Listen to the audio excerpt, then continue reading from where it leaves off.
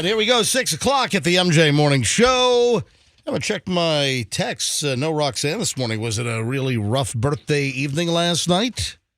Hang on. Group texts. I think my phone is working. And any text from Roxanne about having a really, really party animal night and running late, not coming in, still hungover, intoxicated? I don't know. Yeah, she probably just got crazy last night. Probably went to the club. Probably, blind-ass drunk. You're saying she got crunk? Crunked, yes. Yeah. Probably drunk. Probably on scissorp. Yes. Probably. That lean will get you. Yeah, Vicks and lemon gin. The night Spanish Eddie cashed it in. You have no idea. No idea what the song is. You have no. You don't know what I'm talking about. I don't. I do not. Sipping Vicks and lemon gin. You never heard? It's a weird. It was like a minor hit, like in 1985. Laura Branigan, who, by the way, was in the final season of Chips. Michelle is thrilled about it. Yeah, I finally finished Chips. And by the way, you're to blame, Froggy. And You're welcome. That's the reason why I got rid of our old 1987 traffic sounder. When we go to Pat with traffic, we used to have that. Dun, dun, dun, dun, that just it just sounds just old. That old. Not like the '70s track you play now. Well, no, that's but listen, I'm going to play something at least that has some familiarity. So hey, Froggy, you're the one that told me about Chips being on Freevee. Oh, yeah, it's great. Yeah, I mean, you remember that. You told me. I don't know how it came up, but you're like, oh, man, Chips, all the episodes of the old Chips TV show when we were kids, they're on Freevee, which is the Amazon free streaming service. They just run ads. And, there was a... I recommend moving on to Quincy MD. That's what I'm doing. We're starting Columbo. Oh, that's a good one. Yeah, so finally, there's something on Freevee that Michelle will agree with me to watch. TV used to be so good. Well, I went through Adam 12. Those things were on when I was like, 5, 6 years old, and used to love those things. Mom and Dad went out on a Friday or Saturday night, and Adam 12 was on, would watch it with the babysitter, and now you can watch all this crap on some of these streaming services. I shouldn't say crap because, it was just kind of nostalgic. It was just enjoyable. So I finished Chips, and I'll tell you what, the 6th season of Chips, that's when Larry Wilcox, he left the show in season 6. And season 6 was a total shark-jumping pile of dumpster fire. You could have just skipped the whole thing. Yeah, it wasn't really that good. But in one of the episodes, Laura Branigan, hey, bring up Spanish Eddie. Okay. Do you have it? Yeah. Yeah, and this is a song from like 85, and they're talking about, sipping Vicks and lemon gin and Chips, yes. Chips season 6 was just a train wreck. It was just, there were like UFOs and alien plot lines. It was just nuts, right? Awesome. And so I finished that, and Michelle was thrilled, and I was looking for something else because, when I'm doing prep at night, I put something on in the background. So it's not like I'm focused and I'm like a drooling moron, just TV.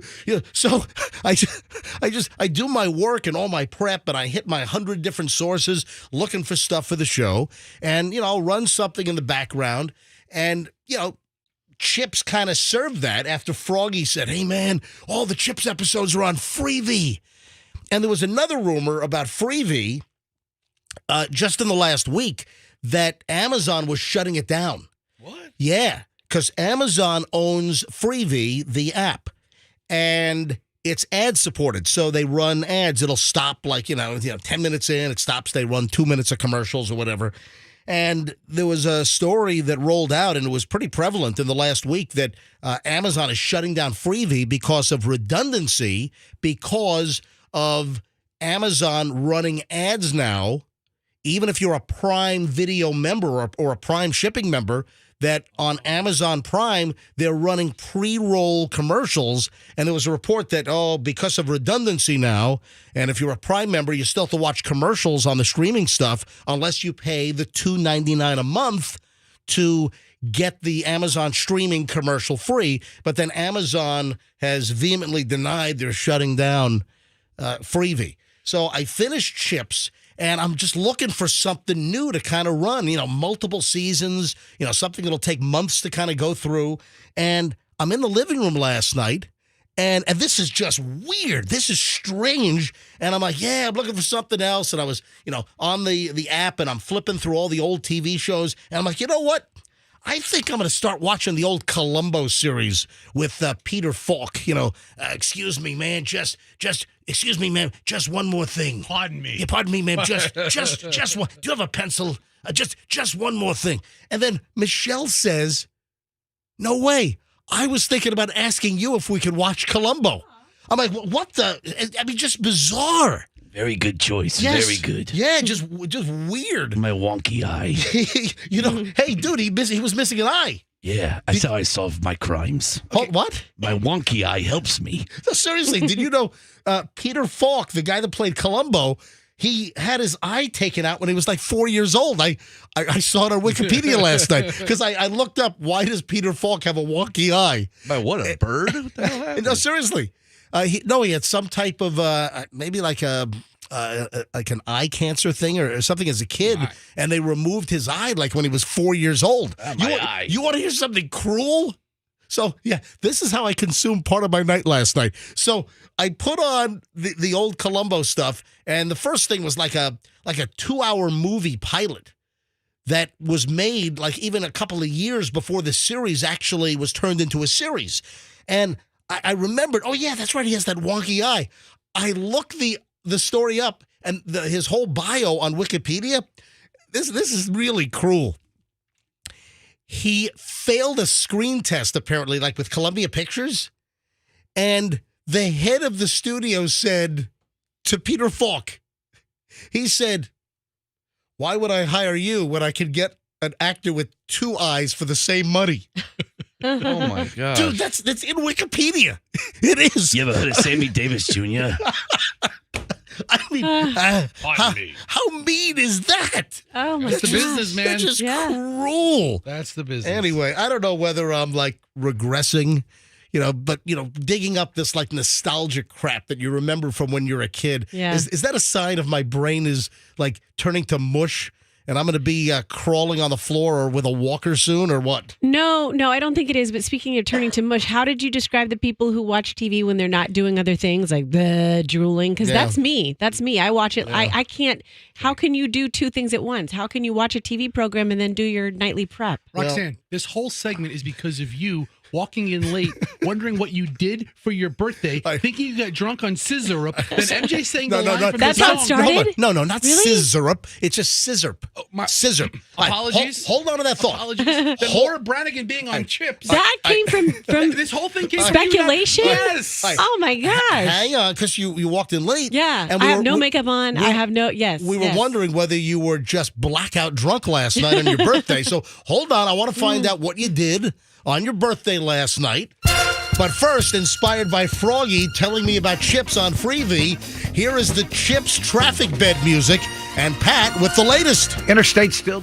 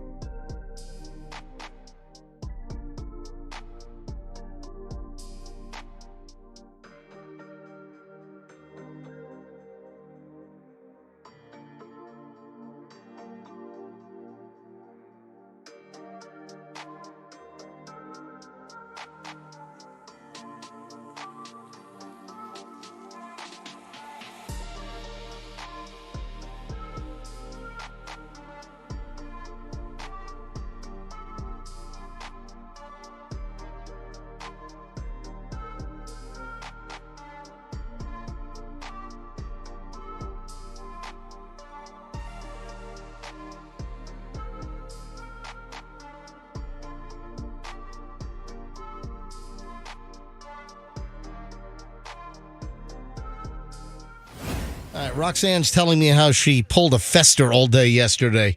6:21 at the MJ Morning Show here on Q105. MJ and the crew on a Wednesday, and yesterday was Roxanne's birthday. Again, happy birthday, Roxanne. Thank you very much. And I got so many nice messages and her husband fled town. Yeah. So he was not with you all day. You just went with your younger daughter. Yes, he made it back into town. I saw him by 6 o'clock. Okay. But Daviana and I left here. Well, we did middays first. You know, Daviana with her little speech impediment, with her can't say her R's, did middays with me. So that sounded awesome. She is a kid. I know, so cute. And then we left here, went to... But she has the baby talk thing going on. She does. Yeah, she's got the very, very heavy 4-year-old baby talk. And listen, I'm not claiming any superiority here, but we've discussed this. I never let Chloe and Julian get into baby talk mode. And really kind of a combination platter between Michelle and me. Our kids never went through the baby talk phase. And you know what? We've talked about this before. It drives me nuts when you hear like 8, 9, 10-year-olds. And they're still doing, we've had friends. And it's like you wanna slap the parents. You know, your friend's silly. It's like, my God, your kid is 10. Get him out of the freaking baby talk mode already. My friend's kid does, and it's so annoying. He has like a big dent in his lip. I don't know what it is, but I'm like, dude, enough. And he's like, well, kicked a little kid in the head. Wait a minute, is it a birth defect? It sounds like, I think so. What do you want sounds to like a cleft palate. You stop? Something to do with his palate. Anyway, back over to Roxanne. Yeah. Oh, well, you heard her say yesterday, you guys were out of the room, and I made her say school to MJ, and she goes like this. I said, say school. And she's like, shh. You can see her little brain work, and she's like, fool. She comes out like, I pity the fool. But I would work on getting her out of the baby talk phase, you know? It's so cute. Anyway, so your birthday was yesterday. Yeah, we went to Clearwater Beach. It was packed. I tried to park at Frenchie's Rockaway. Wait a minute. Why would Clearwater Beach be packed? It's not spring break yet. I know. Why would Clearwater Beach? Why would it be packed on a Tuesday afternoon? Because we're in tourist season. Yes. Even though it's not spring break, the Canadians are down. They sure are. The folks who live in Ohio are down. The retirees from Indiana. All the New Yorkers are down. Listen, they're here. They're here. I've never had a problem parking in the Frenchie's Rockaway parking lot there, and then we were going to eat there and sit by the beach. And the parking meter guy's like, you're not going to find anything here. You can drive around all day. So I was like, let me go to Sand Pearl. You can drive over park on Belcher. Yeah, pretty much. You should have parked at my place. Yeah, I know. It would have been closer, yeah. And so then we went to Sand Pearl and parked there. And the guy's like, are you going to eat here? And I said, yeah, we're going to eat here. So we did eat there. So it was fine. I thought you said you ate at Frenchie's. No, They wanted to, and they were parked there. And then we ended up, I felt very festerish because I started using all their amenities, and you're really not supposed to unless you're a beach club member. Yeah, so Fester, you were out of the room during the commercial break. Roxanne's talking about how she pulled a Fester all day yesterday. And started like freeloading. Like you show up at Celebration, and you just go to hotels that have like the lazy river, and you're not even a guest. I show up at hotels that have every amenity, and I just exploit the entire thing that they don't charge you for. So you go to where, the Sand Pearl? Yes, the Sand Pearl. Then we're using their hammocks, and we're sitting by this. This was the griftiest part. So there, you know how they have the beach chairs and the umbrellas and stuff, and so I didn't actually sit on the beach chairs, but I needed shade. So we set up our whole little beach setup, all of our toys under the umbrella. And this guy comes up to me. He's like, did you want one of these? You know, it's like, no, we're good. We're just going to sit on the sand. Do they ask you for a room key or anything? Or No, we kind of slunk around. I mean, I don't recommend it. Did you use their towels at the beach, at the pool? No. So hold on. So what did you grift then? The grifting was like what services did you rip off from them? Because it says you're not supposed to be there unless you're a beach club member or a hotel guest. So how do they verify? How do they do that? I don't know, but we did eat there, and I still had to pay quite a bit for parking. So they got the best of me. They charged you for parking? Yes. On a Tuesday afternoon, they charged. How much was parking? $20. $20 on a Tuesday afternoon to park? Yes. To eat at their restaurant? Yes, and I had my little verification Did they thing. validate? Yes, I had my validation thing. So they didn't charge you $20. It would have been $25, but the validation got you $5 off. Whoa! Wow! honey, we're on a budget this year. We have to eat here and validate $5. So essentially, if you're having lunch with your daughter, and let's say you've got a $15 sandwich for lunch, that sandwich, add $10 to your meal, add $10 to your daughter's meal. Yeah. So you had a $25 sandwich. Yeah, we did. I mean, typically, if you're having lunch at a place, they don't charge you $20 to park. How's that cost effective? But we did get to use the hammocks. Oh, you ripped off their other services. We did rip off the umbrella, the shade from the umbrella on the beach. How many towels did you steal? I didn't steal any towels. Because that's where you make up any money you put out. Now, did you drink? No. I'm driving my kid around. I'm just making sure. Yeah, and it's daytime. I'm not. I'm just checking. No. So I did have a cup of coffee to wake up, and then we went to guess where we went last night. I told you the 3 places. Hang on, before we move on to that. Okay. Hang on. You sent me first of all, you sent me no prep last night. Yeah, it was my birthday. Why am I going to do prep on my birthday? You sent nothing for the show to be used today. Good job, Rox. You sent me an email that said, I'm going to read this verbatim. This is Roxanne's email last night. And usually you send 2 emails of prep. I get Roxanne Wilder Prep 1, Roxanne Wilder Prep 2 with story links and just ideas and suggestions for the show. This is what I get from Roxanne via email last night. At 8:52 p.m., I was so irresponsible today, I blew off every commitment. Nice. So good for you. Yeah.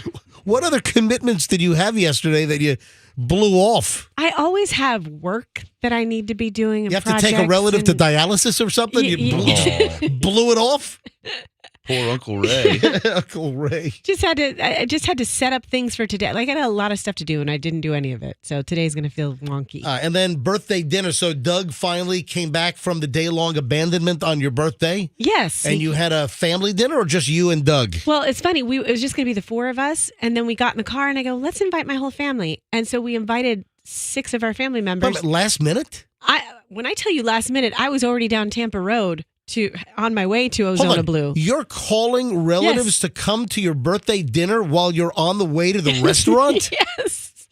But they know. I said, you know how we are. We're last minute people. Do you guys want to come? Everybody came. So it was a big party at Ozona Blue. Why does the show feel like Roxanne therapy today? Just a Froggy and I recap. don't get a smoke. It's just a recap. Yeah, Okay. you I got good mentioned cigars. Let's go. and you didn't tap my resources for a extremely hard to get Tuesday night reservation No. at some of the toughest places in Tampa Bay. I would have, but we were crossing our fingers. We all got 10 people in at Ozona Blue. It was perfect. Anyway, I hope your birthday was everything. What did Doug get you?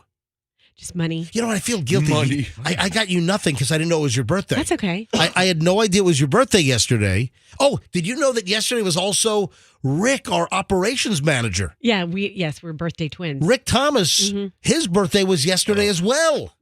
So I feel a little guilty here because my birthday was back on January 24th, and I never make a big deal out of my birthday. But Roxanne brought in like a 3-pound bag of those Albanese gummies that I like. Yes. You know, the assorted flavors of those Albanese brand gummy bears, which I think are really, really good. And Well, she's not selfish like you. well, I didn't know it was her birthday yesterday. I guess I could have been a little late and brought something in today, but I forgot to do that as well. It's okay. As Willy Wonka said, you get nothing! You can just give me money. How does he do it, Froggy? It's right here, black and white, crystal clear. You get nothing. I'm sorry, Charlie. I'm sorry. You did everything right. We're going to be cut to ribbons. Burp, Charlie, burp. So stupid. That's the worst impression of any character from that movie ever. Oh, yeah, you do better then. Augustus Gloop. I knew the Oh, lines. that's a really good gloop. Yeah, really good. 6:31 at the MJ Morning Show here on a Wednesday. When we get back, we'll dive into early morons in the news. Kind of a weird pile today. Just a bizarre array of early morons next on the MJ Morning Show here on Q105. Oh, and don't forget, I started teasing this earlier this week. I'm giving away $1 million. How would you like to be a millionaire? A little more of a hint and a teaser there. How would you like to become a millionaire? I'm giving away $1 million Friday morning here on the MJ Morning Show. sometime between 7:45 and 8:15, I'm giving away $1 million. You could become a millionaire Friday morning right here on the MJ Morning Show. More details, little clues, breadcrumbs on the way, as well as morons in the news next here on the MJ Morning Show on Q105.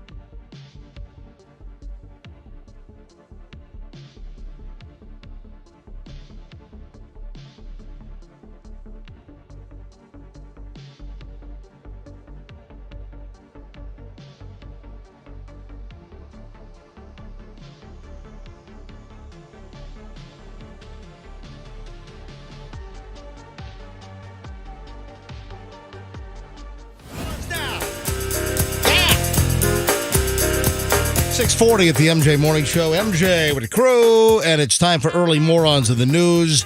Got a school administrator in a little bit of trouble here. I don't know how you rise to a level of authority, become a school administrator, and then do something as dumb as this during a school shooting drill.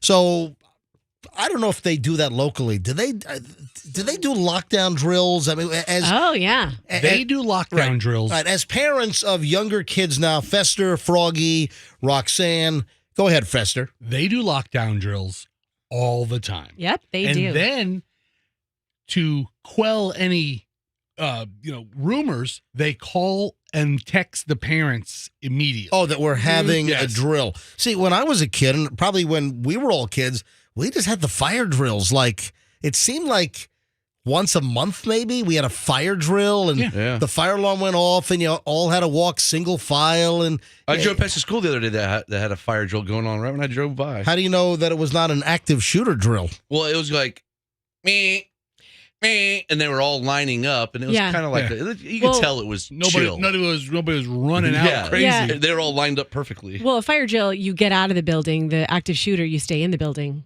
That's the difference between the drill. Gotcha. And so my kids, they have it. My older daughter has it. And when she was in kindergarten, they would tell the class that it was in case a lion broke into the school. What? Yeah, they wouldn't say. That's horrifying. It's an active shooter. A lion escaped from the Lowry Park Zoo? Yes, they'd say in case a lion gets loose at the zoo, we need to hide in the, that's kind of what the drill is for. I'm sorry, it's Zoo Tampa now. Yeah, Zoo Tampa. Yeah. So that's what they would do. But I have to tell you. The Jumanji drill. My kid, Oh, look, there's Robin Williams.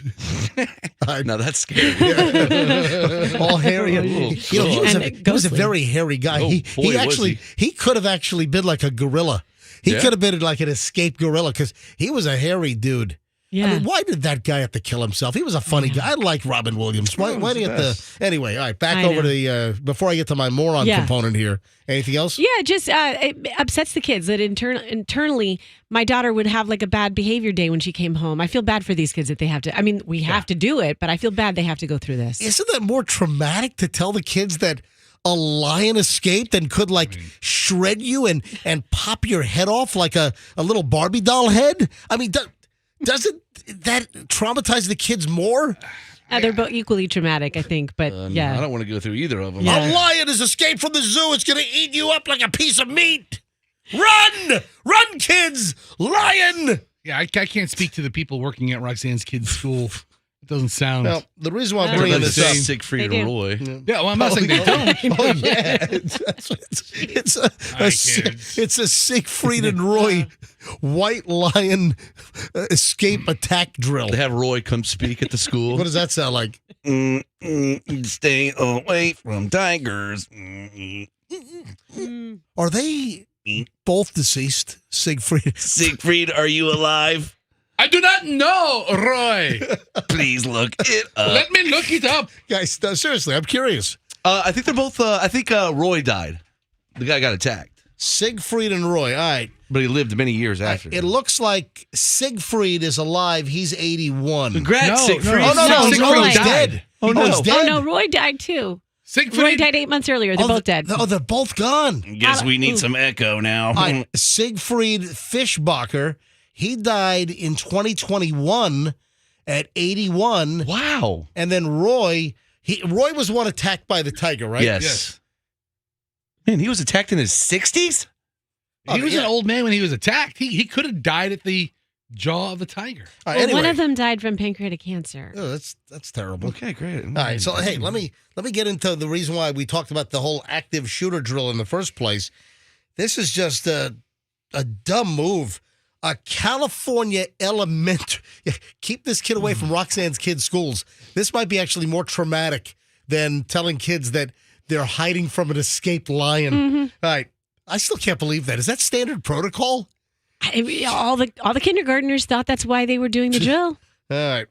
A California elementary school principal is now on administrative leave after children and parents complained about her behavior during an active shooter drill.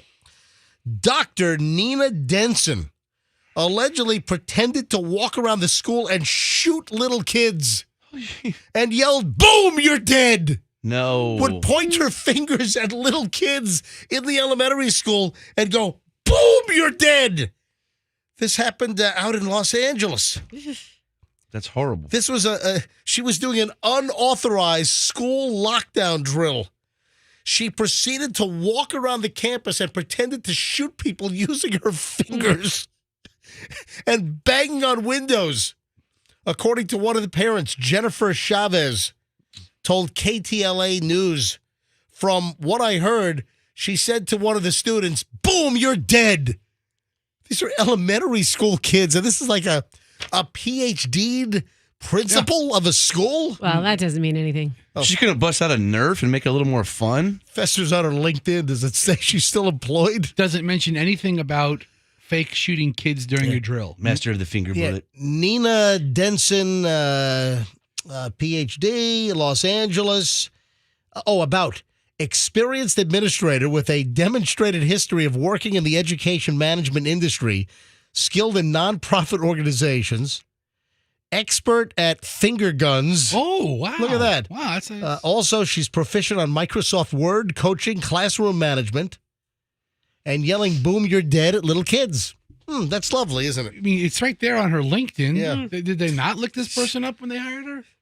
Chavez said her son, who's in first grade, was traumatized. Of course. You get the principal walking around with a gun finger going, "Boom, you're dead," to little first graders. My God, what a bonehead. Here's another bonehead. Let's come a little closer back to home here. Down in Miami-Dade, a woman arrested for poisoning her boyfriend after he found a bleach tablet in his tea. Wouldn't you taste that immediately? Yeah, I think so. mean, if you're going to off somebody, that's not the way to go. Or is it like the Netflix Dahmer series, you know? Oh, it's just a little soap. Why is there this white stuff floating on top of my beer? Oh, just some soap. Yeah, Miami-Dade woman was arrested, poisoned her boyfriend. He found a bleach tablet in his cup of tea. Yvette Diaz, 49, was arrested on Friday, charged with poisoning food or water. It happened on February 20th. The couple, they've been living together for about 3 years. They were at home. According to the police report, Diaz's boyfriend made himself a meal and some tea, then stepped outside to take a work call. He comes back inside. He offered Diaz a bite of his tortilla, which she accepted. After taking a bite, she exclaimed that it was spicy, and he offered her his tea to drink, and she adamantly declined. Guess what? While he was outside taking the work call, she apparently slipped a bleach tablet into his tea. So the spicy tortilla saved him? Apparently so. The boyfriend then took a large gulp from his cup, and his throat started to burn immediately because she dropped bleach in his tea. See, arsenic is the one that's tasteless and odorless. Oh, you're tasteless. No, I'm kidding. I'm sorry. Jeez. Defense mechanism. Whoa. Yeah. I know you are, but what am I? He also noticed a strong smell of bleach coming from the cup. Yeah. And then poured it in the sink. He said, "There's bleach in this drink. Did you put bleach in my drink?" And she said, "Oh, I thought it was sugar." Nice. Oh, yeah. The old confuse the bleach tablet. First of all, what brand is a bleach tablet? So I typed in bleach tablet into Google while you're talking, and instantly toilet cleaners popped up. Oh, okay. I picture like chlorine tablets. Yeah, for the I was pool, thinking chlorine right? tablets, those big things you put in the filter basket or the floaty. I'm sorry. I thought it was sugar. Yeah, the boyfriend was taken to Homestead Hospital for treatment. The report noted that police did not think that Diaz could have confused the two because the powdered sugar was kept in an upper kitchen cabinet while the bleach tablets were stored under the kitchen sink. Also, last I checked, Clorox doesn't make sugar for your drinks. No. New Clorox sugar. Anyway, she's in trouble. She was arrested, booked into jail. Landlord told local news that she watched police cuff and stuff her. Yeah, so be careful. You know, always know the custody of your food, your drink. Well, you figure your girlfriend's not going to drop a bleach tablet in it. And I would have gotten away with it if it weren't for those meddling kids. That's pretty sick. At early morons in the news on the MJ Morning Show, 6:50. About to start the 7 o'clock hour. How'd you like to win $1 million? I dropped the teaser on this earlier this week, giving away $1 million. How'd you like to become a millionaire? By listening to the MJ Morning Show. Someone's going to win $1 million.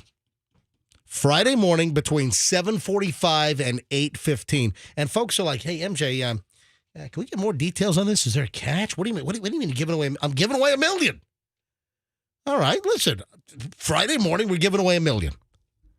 You might have questions. Hopefully, during the course of the week, I can provide more answers. But certainly, Friday morning between 7:45 and 8:15, someone's going to be able to call in and win $1 million right here on the MJ Morning Show. I don't think this has ever been done in Tampa Bay radio. I don't think this has ever been done in U.S. radio. Breaking ground again here on the MJ Morning Show. More details on the way. Back in minutes. Don't move. MJ Morning Show here on Q105. And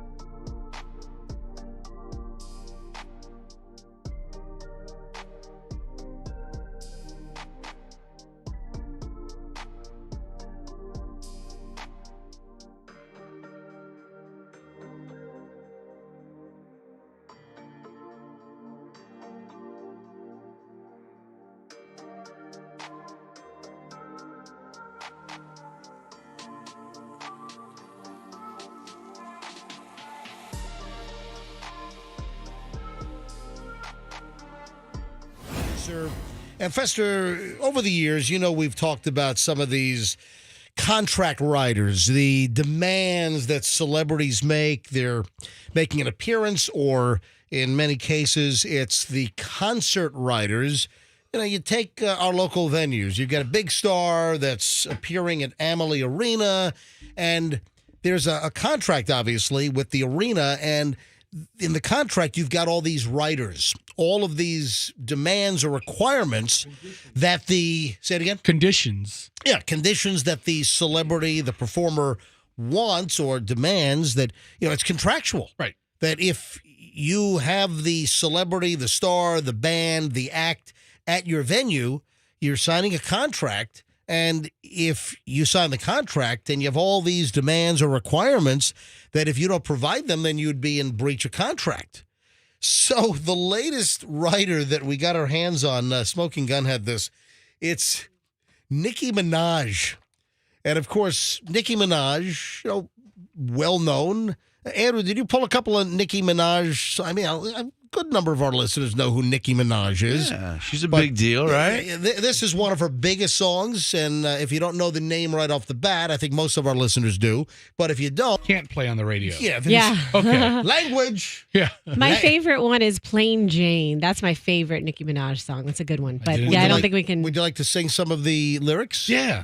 My favorite's Bees in the Trap. You heard that one? Bees in the trap. Bees in the trap. I like Pee in the House. I never heard that one. Okay, anyway, all right. So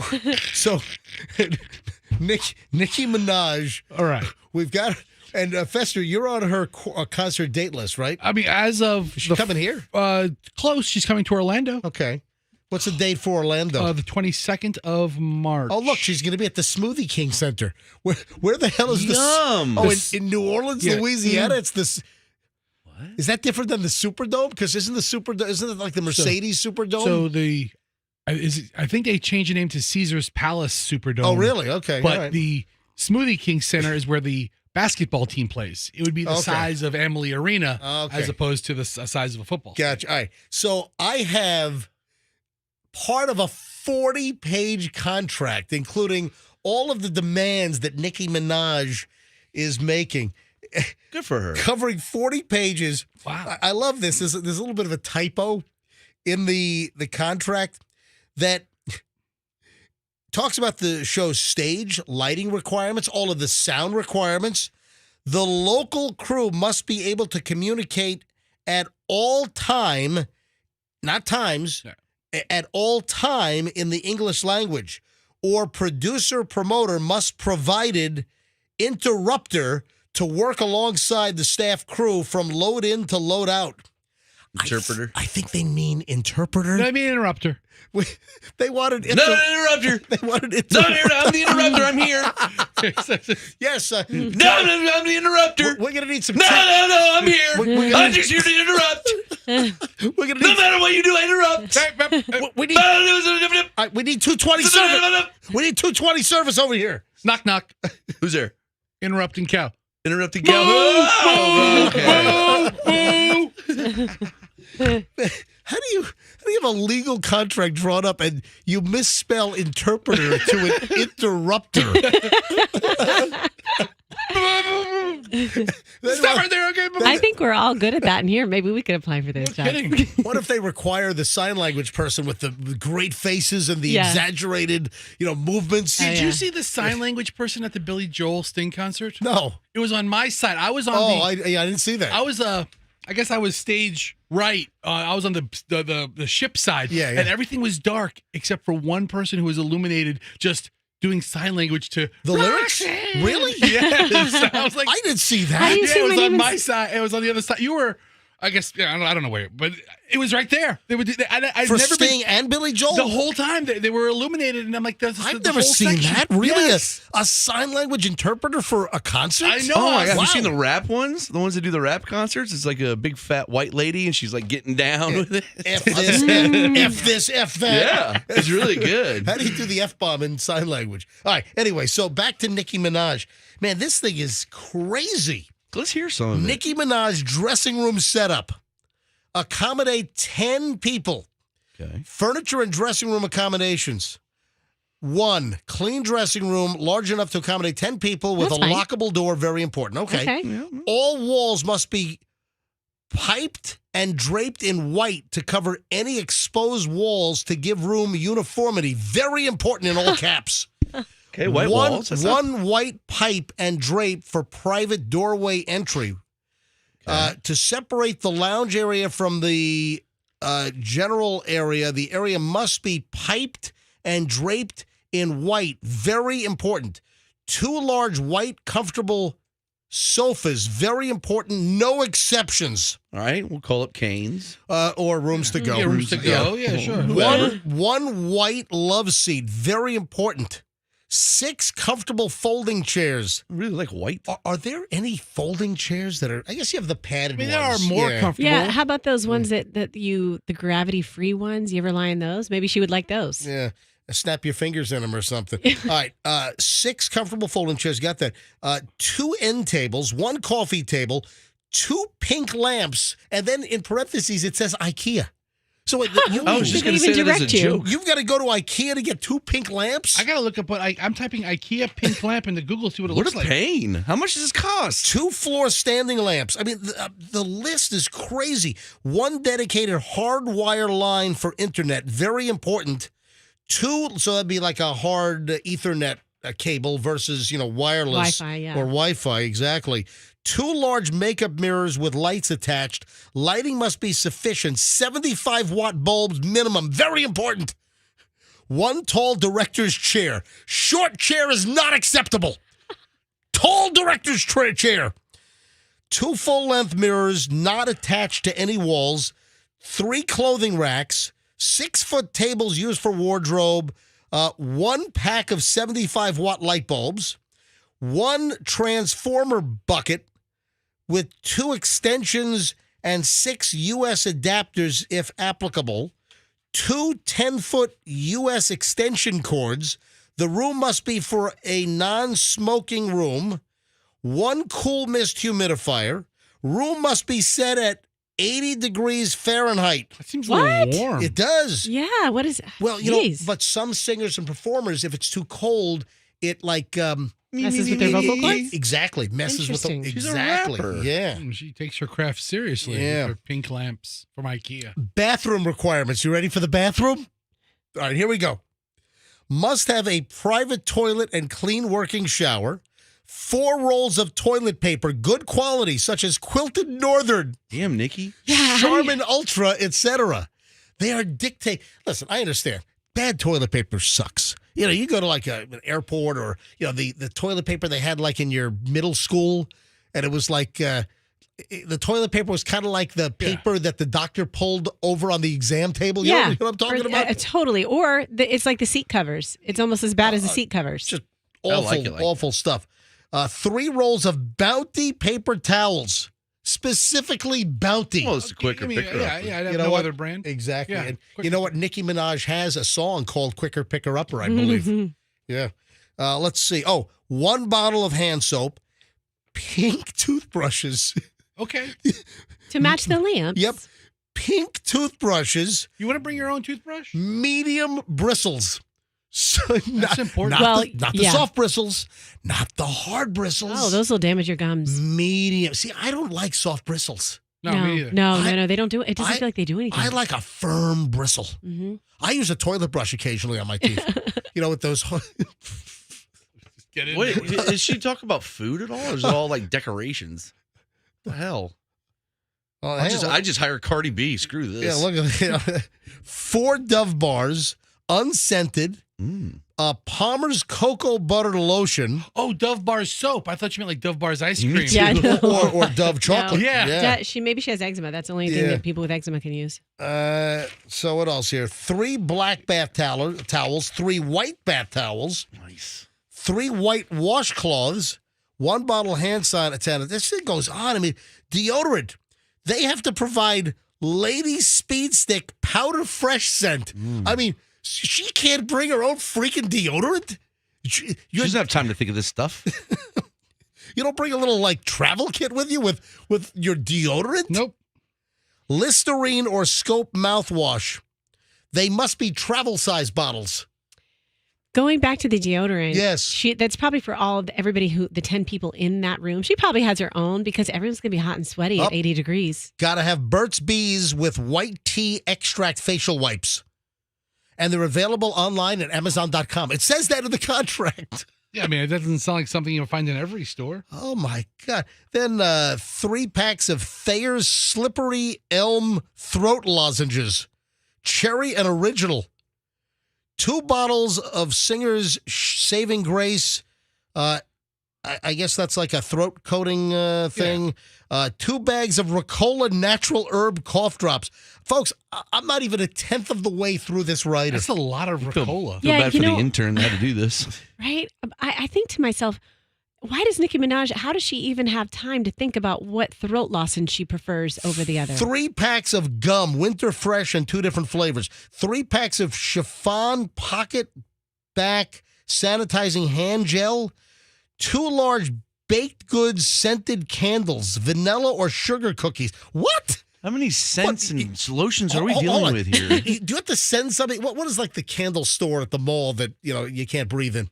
Like Yankee Candle? Yeah, Yankee Candle Company, whatever. You gotta send someone to go get vanilla or sugar cookie scented candles? I mean, you have to send somebody to get a lot of this crap. 3 large Febreze Hawaiian Aloha candles. What the hell are Febreze Aloha candles? I don't know, but it sounds like I want them. What's making me laugh is this is all kind of like basic sort of products. Like you can get stuff at Costco or Amazon. Like I'm surprised she didn't say, I want my room smelling like the Edition Hotel. Like it's not super bougie stuff. She's there for 2 hours. What the hell is happening? 24 bottles Dasani water only. No Evian. Dasani municipal tap water. That's filtered. All right, I just looked up some of these Aloha candles. 4 cans of ginger ale, 4 cans of caffeine-free Coke. Yes, they're very relaxing looking. Yes. Oh yeah, I'm relaxed. Infused with essential oils. I'm going to demand that of Beasley in my next deal. You should. Yeah, I want scented sugar cookie candles. She gets this every night. We can't even get a studio. Yeah, anyway. They build a studio for her every day. This thing goes on. There's like more and more. I mean, this thing runs. That's amazing. It's 40 freaking pages. I would feel bad turning that in. Here, listen to the food requirements. 2 strip steaks, well done. Fresh kernel corn, not corn on the cob. 2 grilled or blackened chicken breasts. Oh, yum. A deli tray. 2 cans of Campbell's chicken noodle soup. Ooh. A fruit platter, apples, peanut butter, cranberries, Blue Diamond almonds, 4 cans of Bumblebee tuna. Bumblebee tuna? I don't know.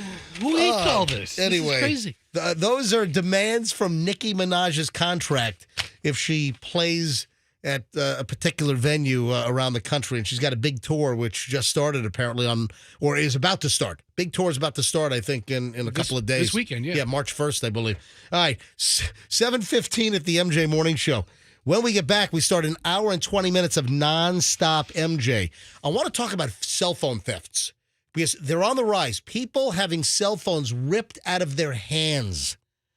And I've got a couple of very important questions that I want to get into. Also, which Tampa Bay Buccaneer made Erin Andrews cry? What? I think we know exactly who this is. Paul Gruber. Yeah, so Erin Andrews from the Tampa Bay area, famous sportscaster. All right, hold on. We're loaded next. Back in minutes. MJ Morning Show here on Q105. Hey,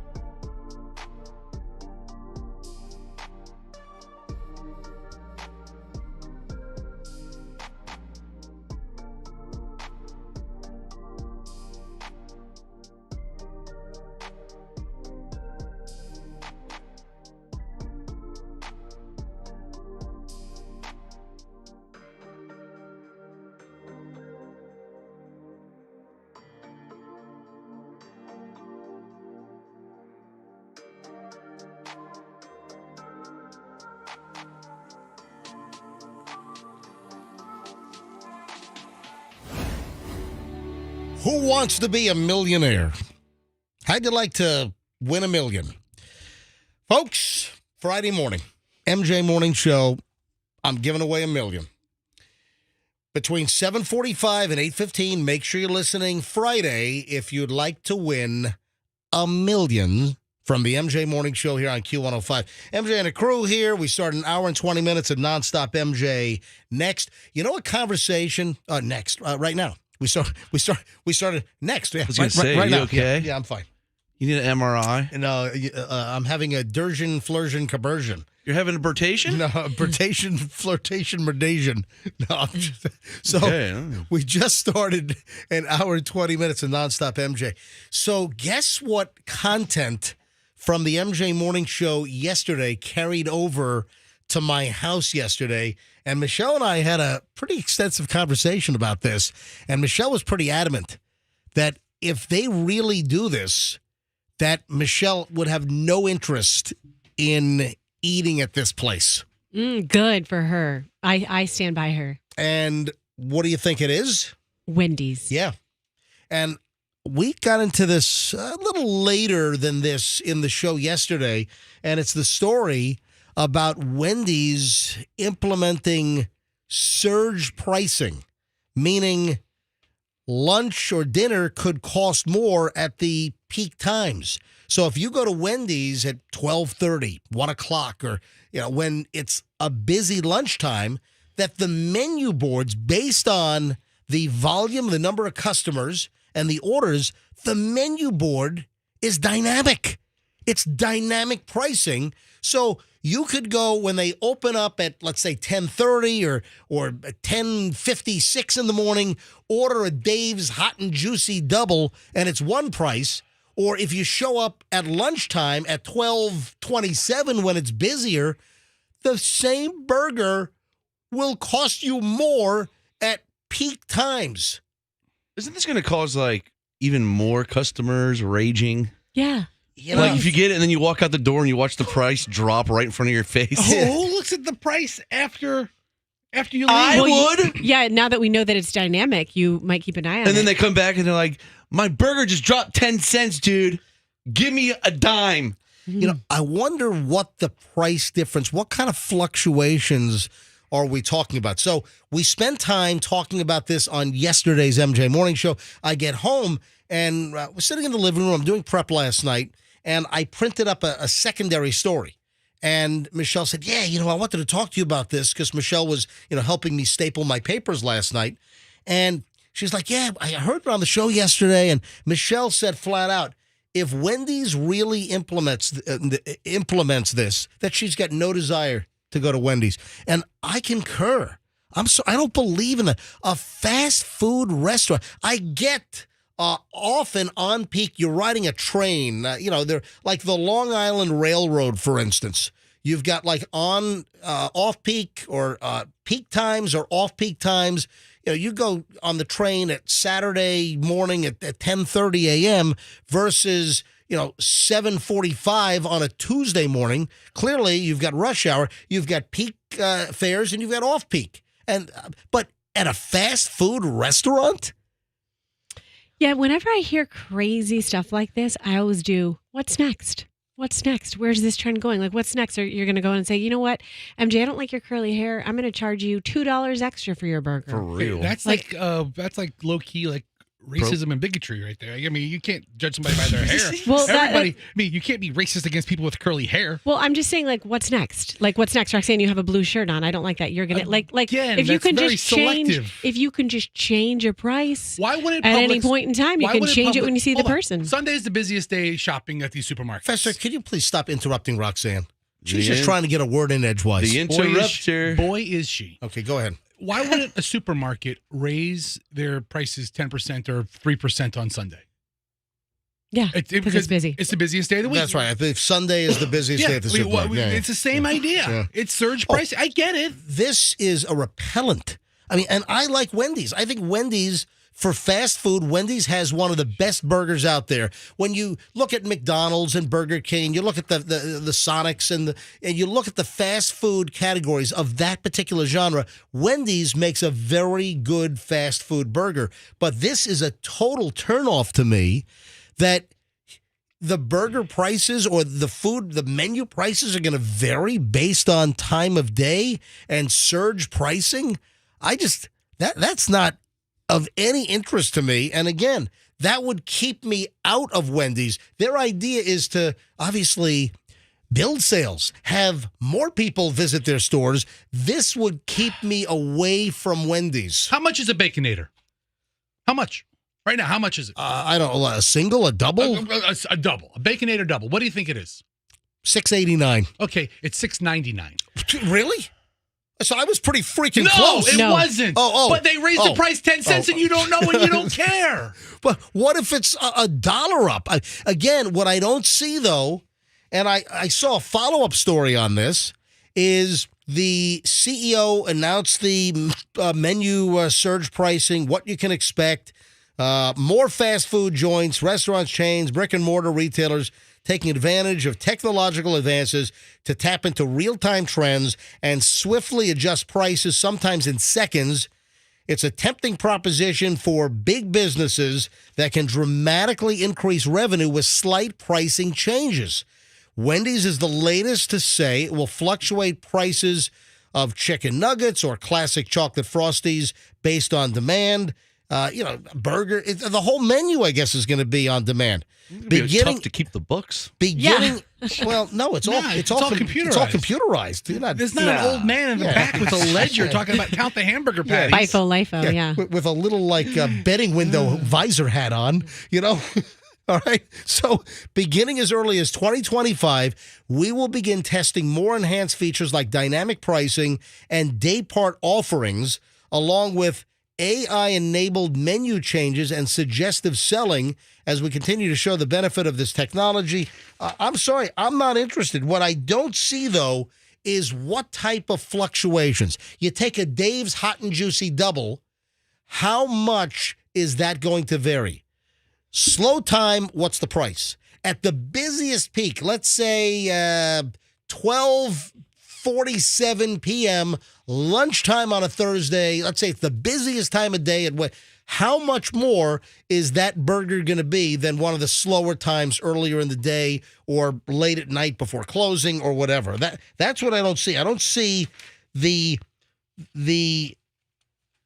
price fluctuation. What are you so upset? You go to Burns 3 times a month. What do you care about? Hold on. First of all, that is not true. I do not go to Burns. Places like? I don't go to Burns 3 times a month. You had a good run there for a while. Listen, I like Burns, but I have not been to Burns in probably 6 months. That's not the point. The point is this little fluctuation of a hold on. What did you say? You said this little fluctuation. Did you just curse? Froggy, you got to get the L in fluctuation. Fluctuation. I mean, what the fluctuation? Careful. The fluctuation shouldn't bother you. You should be okay with it. Don't say the L so quickly. Really, fluctuation. Like the capacitor, like the flux capacitor. Yeah, the You're L just is making such a Karen moment of this. I don't understand. It's not that big of a deal. You know when they should raise the prices? They should raise it after 10 p.m. when all the drunks are going through the drive-thru. Are they going to raise the burger at peak times? Is the burger going to be $1 or $2 more or $3 more? Call a Wendy's. What? Well, they haven't announced that yet. They're just talking about the surge pricing. And again, Michelle and I had a big debate about this. Well, not really a debate because we're in agreement with each other that this would have the opposite. We would be repelled. If Wendy's institutes this, they're going to prevent us from going to Wendy's. They'll probably pull back. Yes. Right? It was a big marketing ploy. And just for reference, in the last 20 years, how many times have you gone to Wendy's? Oh, listen, I like Wendy's. I didn't say you didn't like it. It's in the last 20 years, Wendy's, I don't know, dozen times, okay, all right. 20 times, I don't know. Yeah, I feel like Wendy's is a good road trip stop. That's it. You know what? That's what I was about to say. I was about to say when we're on a trip and you pull off I-75 and, wherever, you're hungry, grab a Wendy's burger. Yes, Andrew. We know how big copycat is in every industry. Do you see McDonald's and Burger King doing this as well? They could. They could actually have copycats that follow suit. I just don't know if this is going to have the effect in a positive sense. What is the upside here? What is the? I don't see any positives here. This looks like just a consumer screw job.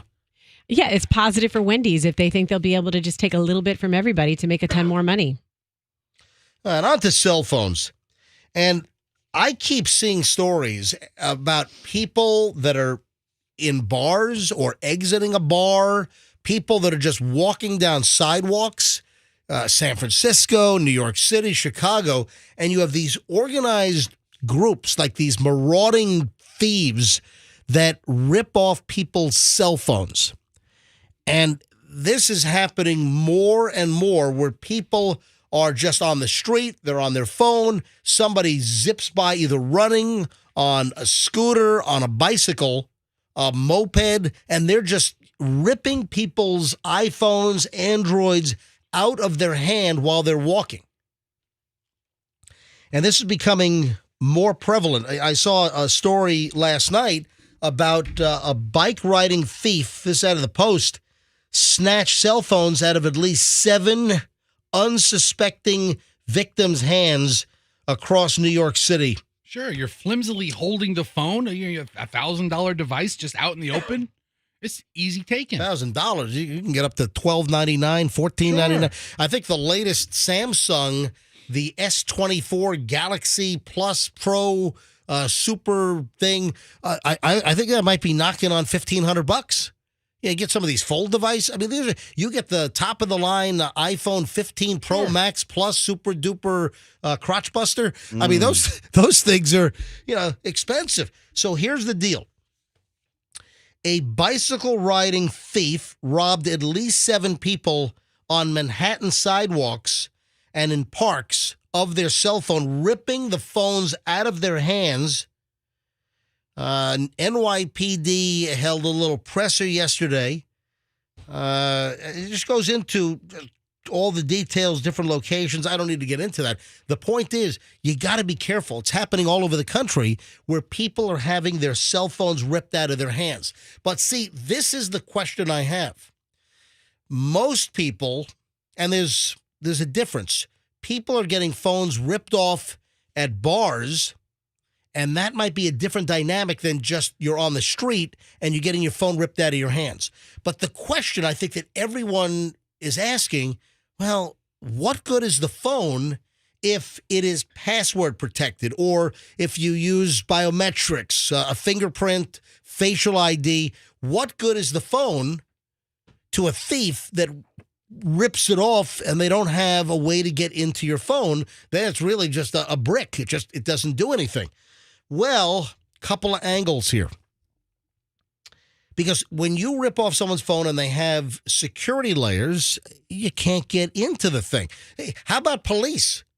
There were, remember, numerous controversies over the last, 10 years about police needing to get into somebody's iPhone, for instance. And remember all the legal jockeying and trying to get Apple a subpoena from the judge to unlock the phone, and Apple telling law enforcement, no, you can't. I mean, this is a big deal. So the question remains, if you've got thieves that are rolling around and they're ripping cell phones out of people's hands, are they playing just kind of a numbers game? Are they playing like a percentage game that they're going to rip off a whole bunch of phones, banking on the fact that, oh man, this person with the latest iPhone 15 or the latest, Google Pixel or Samsung Galaxy, you rip off a lot of phones and you just bank that a certain percentage of people are not going to have a passcode? Like, I wonder how many people listening, how many people, I'll go to phones on this. How many people listening right now do not have a password or some security layer on their phone? Fingerprint, facial recognition, number code, PIN, whatever.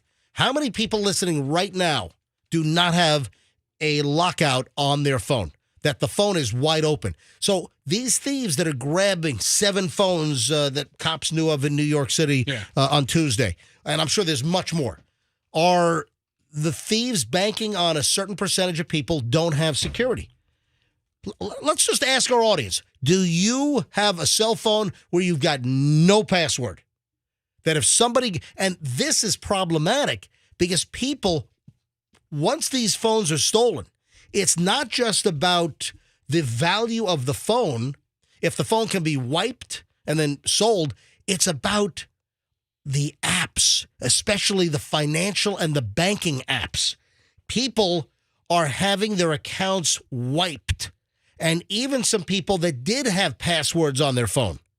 Now, let me give out the phone number. Just out of curiosity, little impromptu survey here on the MJ Morning Show. How many people are listening now have no security layer on their cell phone, on their mobile? 800-990-1047. 800-990-1047. 800-990-1047 gets you in. Now, the different types of phone ripoffs. Again, I think you have some of these thieves in the big cities that are grabbing these phones. They're playing a numbers game. Let's say they're stealing 5, 10, 20 phones a day. What percentage of those phones have no password on it? And are they stealing just for the hardware, or this is a growing problem? You have operatives, you've got gangs that are stealing phones to get into the banking apps and transfer money out, send money via, Zelle, or, just stealing money. There are multiple stories, multiple cases. People have been wiped out of thousands of dollars in their bank accounts. Now, this is another one of these angles without just a random phone grab. This is happening in restaurants or bars or nightclubs, and you've got thieves working in tandem. They find a mark in, let's say, a bar or a nightclub. You're drinking, maybe your guard is down. You have one person that is looking for the target. They are watching the individual. And folks, we can't put our phones down. We are slaves to these devices. So they have somebody finding a target in a bar, watching them, and people are careless with their passcode. So you have people that are thieves that are watching people grab their phone.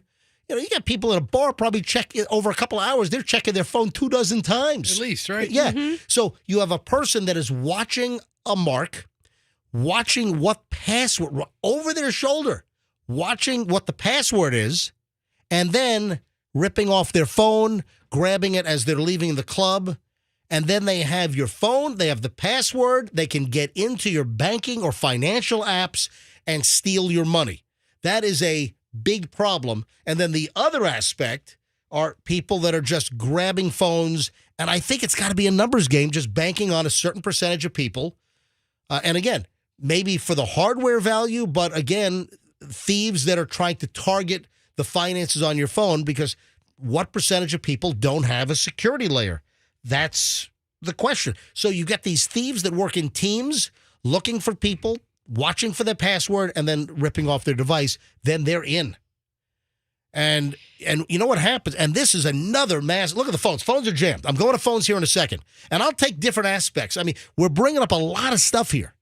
Another issue is, Apple's really difficult, that if you have your phone ripped off and they were able to get in because they saw your password, then they change your password. If they lock you out of, let's say, the iCloud, and you've got years and years of pictures up in the cloud, you're SOL. You're screwed. Apple does not have like a verification where you can like send them your passport, or you're hosed. So if your phone gets stolen, they have your password, they go in, they change the password, they lock you out of your iCloud. Your stuff is gone. Your stuff is lost, and Apple doesn't really have a method to help you get back in. All this talk is making me feel like I need to go around with my cell phone either in my bra or, put it in your pants. Your panties. Right, but then you don't want all that 5G so close to your privates. I got all 5G up and through my crotch. Right? Yeah. I don't think it's good. All right, let's grab some phones on this. Every line is jammed. Jennifer is in Tampa. Jennifer, you're up first on this on the MJ Morning Show. Hey, Jennifer. Hello. Good morning. Good morning. What's the deal? Okay, so I have a family of 7. We have 5 kids. It's not the phone they're going for. We all have the wallets that are attached to our phone case. I don't. I just have a phone case. I don't have the wallet with the credit cards like on the back of my phone. I don't do that. That's what we all have. Okay. So if you take my phone, you get credit cards, cash, ID, you get everything. Yeah. So that's probably more valuable than just the phone. My phone's a couple seasons, series old. It's not a brand new phone. But You still rocking an iPhone 5? not that bad. Not that bad. But I think it's the 12 I have. Gotcha. All right. Hey, thanks for the call, Jennifer. Curtis is in Winter Haven. Curtis, you're on the MJ Morning Show. Hi. Good morning, MJ. Love your show. Hey, listen, man, you guys have really enlightened me about the password protection. Wait a minute. You're telling me that, so we've enlightened you, you do not have a password on your cell phone? I do not. My wife does. I do not. My bank information, if the phone was stolen, everyone would have access to it. All right, so Curtis, the obvious question is, your wife has a password. Why the hell don't you have a password on your cell phone? MJ, I couldn't answer that. I'm a truck driver. I constantly leave my phone in my truck. I leave my doors open. I tell you, very irresponsible of me. Just hang a sign on your back that says, rob me. Rob me, please. Yes. Easy mark. All right, so Curtis, have we turned you around? Are you going to add a password to your cell phone now? If I knew how, I'm not too phone savvy myself, but if I had the opportunity to do it right now, I would. I tell you. Well, what do you mean? Just do it. It's really easy, Curtis. Just go to the security, add a password, so someone, if they rip off your phone, that they don't have access to all your banking information, as you just said. Yeah, you're absolutely right. I really appreciate you guys. That's why I listen to you guys every morning, because you guys are very informative. Curtis, thanks for the call. So that's what we go for, informative. Yeah, so his phone didn't sound too good. I don't know if I was a thief, I'd return that phone. I'd pass on Curtis. So the Face ID works that's the same as a passcode, right? Yeah. That's biometric. So, for instance, on my new Google Pixel 8 Pro, I can use a numerical PIN. There's facial recognition. There's a fingerprint sensor. I've got all types of different security layers that I can select. Let's grab Steve in Brandon. Steve, you're on the MJ Morning Show. Hello. Hey, morning, guys. How you doing? Doing well. Go ahead. So what they're doing is they target you up, and then when they see you on your phone, they snatch it while the password's already open. And then as long as they keep it open while they get away, they're in your phone. Yeah, again, that's another method, is that if your phone is opened up, you're right, then they have full access. And, these thieves can get into banking apps, and they can start, stealing money within minutes. Well, the way they're doing that is they if you, on an Apple phone, I know to get into the Apple Wallet, you just double-click the power button, it automatically brings you to the card, so they can just tap and pay anywhere. Yeah, the Apple without Pay. even a password or anything. Yeah. Yep. So there's several ways they're getting around it. And then if they grab it while it's unlocked, they get enough time to plug it into a computer, they can pretty much get at anything at that point. Yeah, and then, I don't know if you heard me, but then the thieves are changing the passwords on phones. So then that's if the phone's opened up and they can get in right away and change the password, then folks are locked out of their iCloud and they can't get a hold of anything that's stored, like potentially years and years of pictures. Steve, have you known this to happen to anyone? No, not personally, but I've heard, and I figured that's probably how they're doing it. And also, but the Apple has a little bit better security now. Like if they get into your phone while it's unlocked, they can't go in and change the password because it asks you for the original password. Yeah, in order to change it. Yeah, that's a layer of protection that just makes sense. Hey, thank you, buddy. Appreciate the phone call. Before we move on, let me finish up with some of the calls here. Jody is in Polk City. Jody, MJ Morning Show, you're up. Hi. Hey, good morning. I basically had the same comment as Steve, that if they're taking your phones when they're open, they have absolute access to whatever they need. And another previous caller stated she has the little wallet attached to her phone. Well, that just kind of made me, second guess my decision on that. Yeah, I mean, don't turn your phone into like a one-stop theft shop, Yeah, if it's convenient for you, it's convenient for the thief. Yeah. And my passcode is very simple, so it could be figured out quickly. 1, 2, 3, 4 with my wallet, and then you're screwed. Yep. Just Jody, quick. thanks for the call. Thanks for listening. Nancy in Zephyr Hills. Nancy, you're next. MJ Morning Show. Hi. Hi, good morning. Hey. I'm one of those people. I'm of an age where these cell phones are a pain in my backside. I'm not one that is on it all day long. I don't have all of my banking on there, and none of my personal crap is on there as far as doing my banking. I don't go on there to purchase crap online. I buy stuff live. These living through the phone is the biggest crutch that some of these people have, especially with the new Generation Z or whatever the heck they are. They can't go through a whole entire day without scrolling. Yeah, but still, there's probably something on your phone. You need protection. That there's probably some information or access to email or whatever that you might think that they've got nothing on me if they take my phone. I'm telling you, they got something. They have stuff. I mean, it just makes sense, Nancy, to have a simple password on your phone to have at least that layer of protection. Thank you, Nancy. I would just reconsider that. Fetchers, you're still 0000? Dude, first of all, I changed it. It's now 1111. Yeah, great. But it used to be 0000. Oh, okay, yeah, because I used to break in all the time. Couple of football notes. No definitive answer yet. We don't know what's happening with Mike Evans with the Bucs. We don't know what's happening with Baker Mayfield. But again, there are numerous stories that are circulating, and I'll see one story. It's like the Bucs are pulling out all stops to make sure that they re-sign Baker Mayfield and Mike Evans, and then you'll read another story that the Kansas City Chiefs are going to make this massive offer to grab Mike Evans, from the Buccaneers. So again, there's no word, but trust me, the Bucs back office, they're working diligently to probably save these two. But the question is, how much money is it going to cost, and the salary cap issues as well. I would imagine that sometime in the next days we should have more information. Oh God, I hope Here's so, the thing. man. I mean, we talk about articles that are essentially clickbait. In the sports realm, a lot of clickbait. Almost all of them are clickbait. You'll see a headline that says Baker Mayfield going to the Falcons, and then you click in and it's like, that's what the Falcons are hoping for. But your headline said that he's, come on. Dude, I'm not going to be able to sleep until this is resolved. All right. Quit being a wise ass. All right. But the other thing regarding the Buccaneers is Erin Andrews.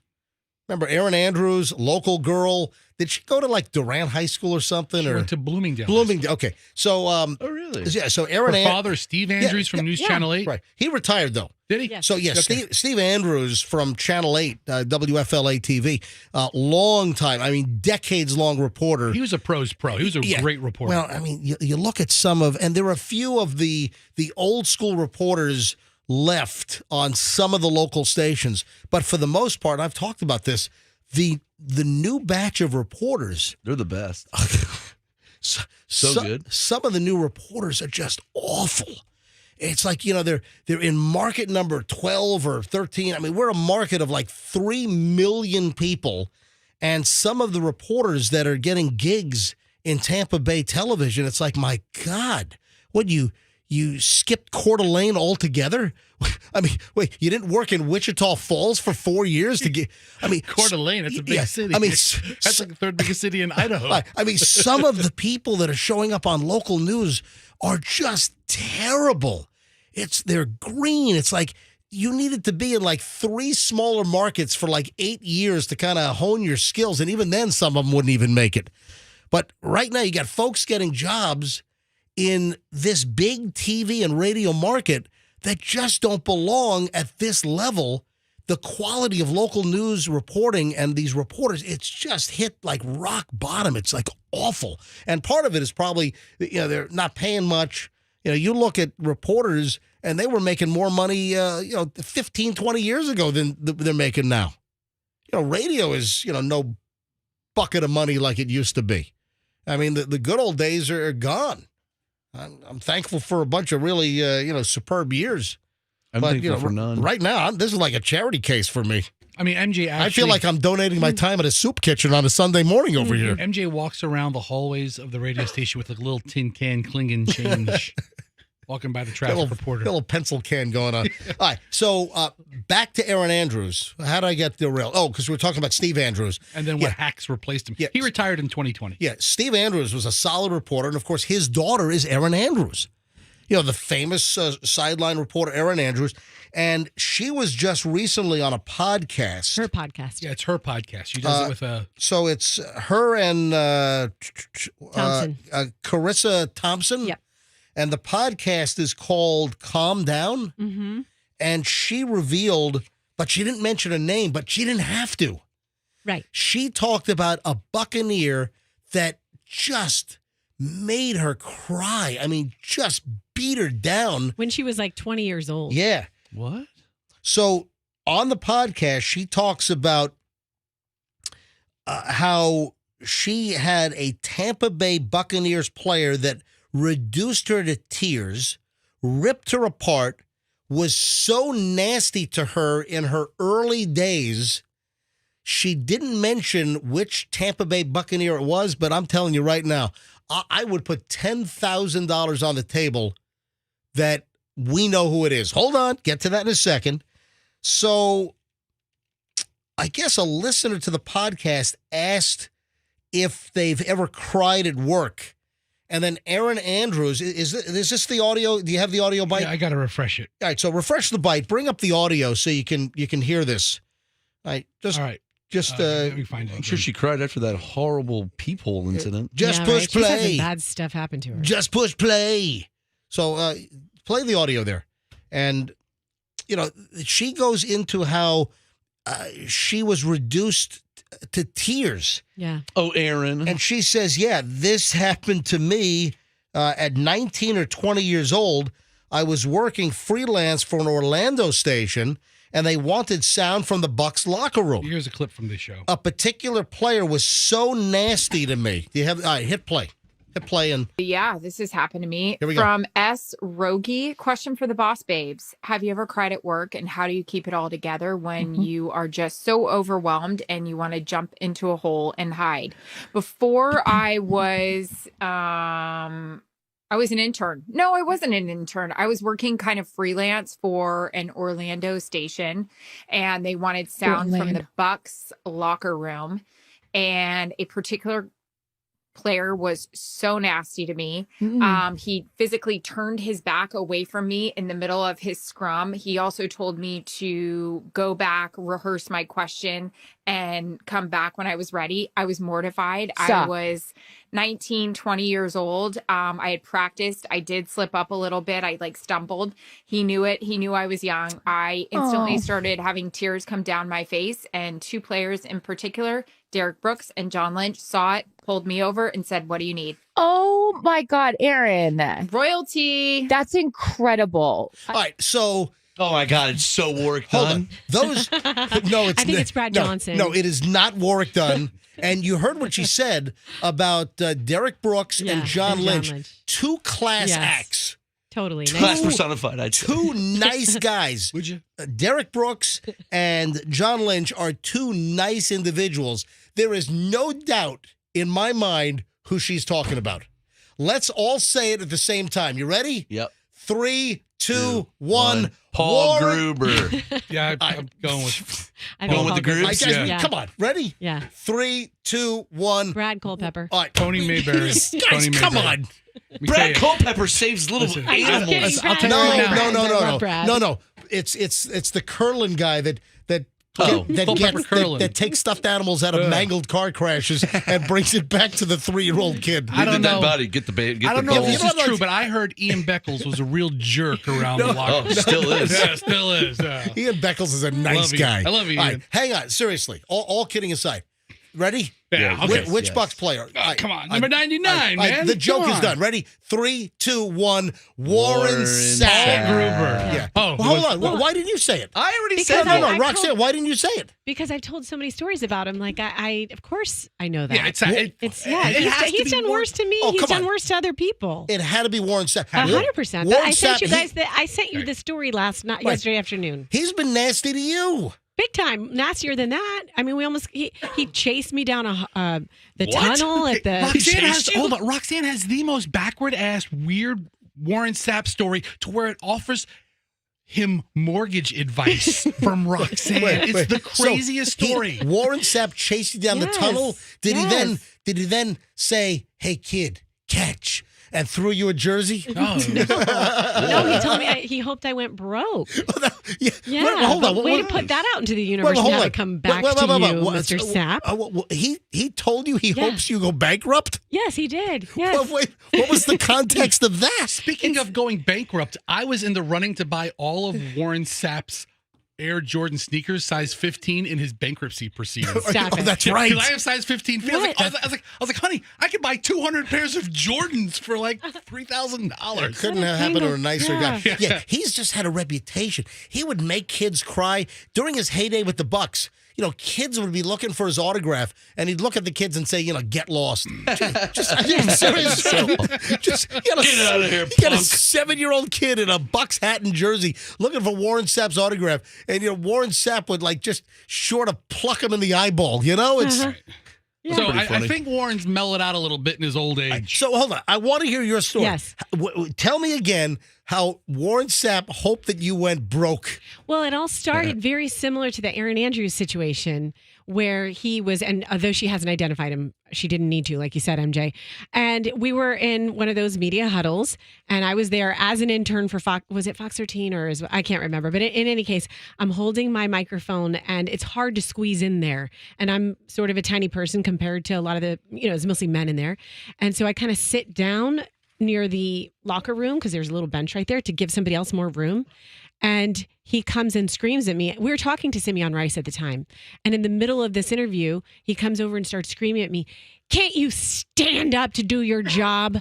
And so I was... How does that then morph into he hopes that you have financial trouble? Because I wrote him a 3-page letter. Oh, God.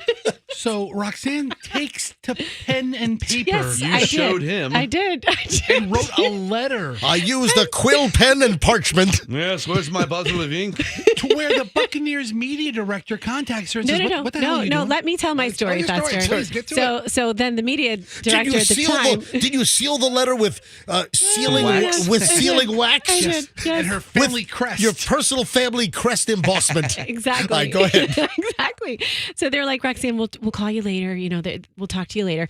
Well, they called me later, but not soon enough because I'd already FedExed it to him. He got it the next day, and then they called me. They're like, "Roxanne, Warren got your letter."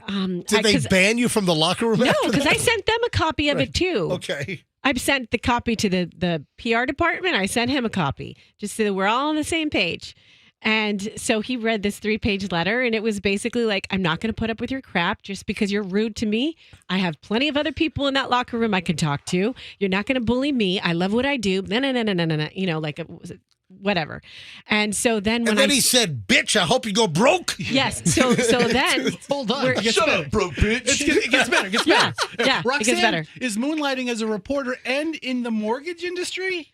Yes. Exactly. So, go exactly. ahead. So because you have to, you don't get paid when you first start in this job. Explain it. Let's go. So I'm working at a mortgage company. So at my last line in the note is like, "Hey, by the way, if you ever need to refinance your home, I'm also a mortgage broker too."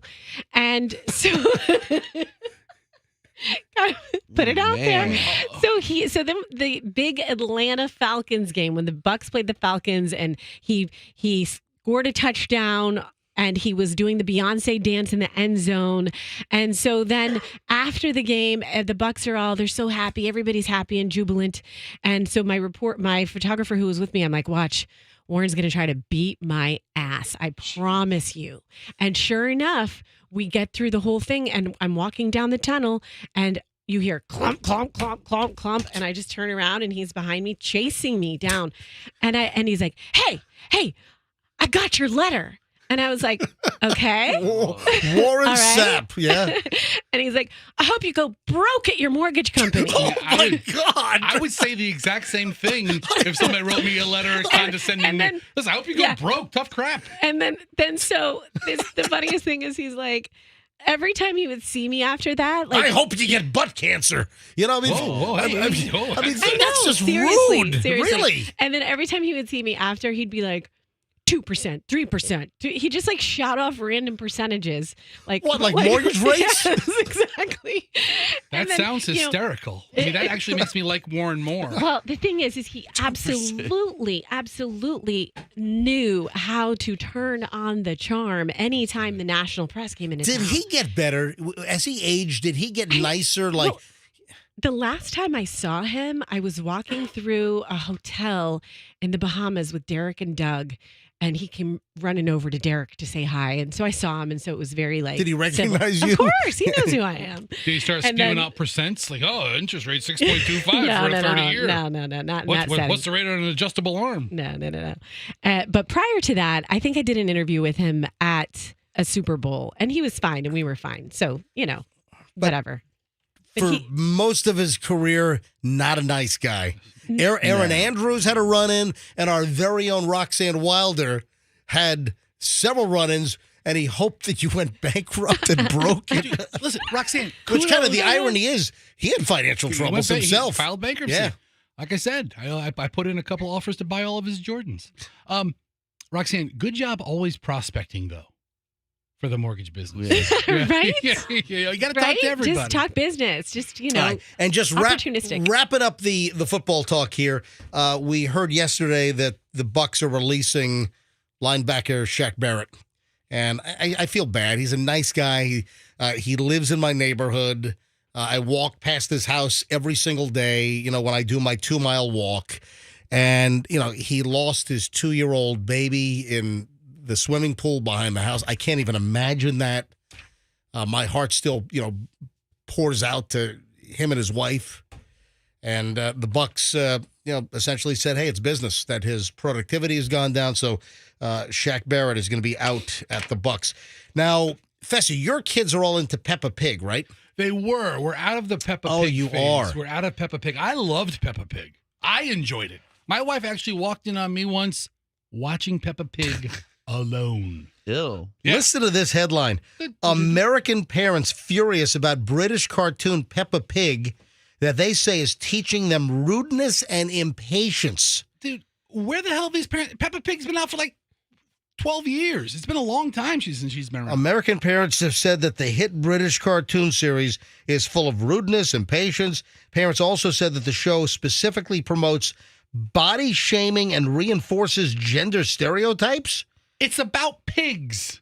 The series first released in 2004 and is still one of the most popular stream shows with high audience demand. This is Peppa Pig, by the way. We're tidying the attic. What's the attic? It's where we keep all our old things. Like you, Grandpa Pig. All right, so Is that the rude joke? Well, the little voice, that's Peppa Pig, Yeah, right? we get, yeah. Silly Daddy, your tummy is too big. Oh, there's the body shaming right there. Yes. Look at that, Daddy. You're calling Dad a fat slob. Have you seen Daddy Pig? No, I don't watch Peppa Pig. He's a big fat ass. I'll tell you what, though, when my kids were little, there was a show that Michelle would not let the kids watch. Was it Brum Brum? No, it wasn't Brum. Oh, the kids love Brum. Brum, Brum, da-da-da. Is Brum still a thing? In the years that I've had children, I've never heard of Brum once. I know about it because of you, but go to YouTube. Bring up Brum. Yeah, it had a really catchy song. Brum was like this magical car that solved crimes. No, it was It was like a chitty chitty bang bang car. Yeah. That was Brum. But there was a show. Kick that thing. We had a little Brum remote control car from Radio Shack. Seriously, we bought it at Britton Plaza. Remember when Radio Shack used to have stores? Yeah. All right, so listen to this. There was a show that Michelle would absolutely ban the kids from watching, and it was a show called Caillou. Oh, yeah, that kid was a punk. That kid was a whiny little turd, all right? And Michelle said that when the kids watched Caillou, I don't know, is that still shown? it recently ended, like 2 years ago. Really? Yeah. So Caillou, Michelle said, and Michelle had a conversation with some friends of hers, when our kids were, 4, 5, 6 years old. And the parents noticed when the kids watched Caillou that their kids became needy, clingy little bitches. Yeah. And they attributed it to Caillou. Caillou. Isn't that kid bald? Yeah, the kid was bald. Yeah, he had alopecia. He didn't look very. I don't know. He didn't look like a healthy kid in any capacity. Yeah. And he was kind of a pricky wimp. Yeah. Yeah. But he was a whiny little pricky wimp. Yeah. And parents recognized that their kids were emulating, and I could call him, hold on, Kids are doing that for YouTube channels now. Acting like. You know what, though? I tell you what, that artist drew Caillou's mom in a sweater in a way, man. Yeah, in a way. She had nice boobies. Stop it. She's like, Don't talk about Caillou's mom's boobies. Caillou. I could tell Caillou's mom was a lady on the streets, in the freaking sheets. Blah, blah. Hey, Michelle must be in a deep sleep right now. All right. Let me try one more time. I'm telling you, Caillou was Roxanne, your kids are 4 and 6. Were you ever aware of Caillou? No, we don't watch Caillou. Yeah, I'll tell you what. That was like around when Barney was around. You know what's crazy? Yeah. My kids don't watch any cartoons that have people in them, like the Caillou family or right. Other, they watch. That's interesting. It's all animals, dogs or animals, and then they watch YouTube videos, which I'm having to ban now. They're watching videos of other families having fun. I'm like, shut this crap off. That's all my kids watch. Yeah. It's insane. Hey, Michelle.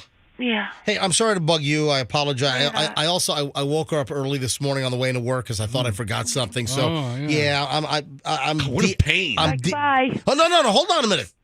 We're talking about parents are complaining about Peppa Pig, that they're teaching their kids rudeness and impatience. So there's a backlash against Peppa Pig, which has been out for a long time. And I told the story about Caillou, and you banned that whiny little turd in our house. Oh, yeah. Once your kid starts watching stuff like that, they pick it up. We also canceled the Disney show, or the Disney's channel. Remember? Oh, yeah, that's those right. shows are obnoxious. Yeah. What were the shows that were turning Chloe all sassy and everything?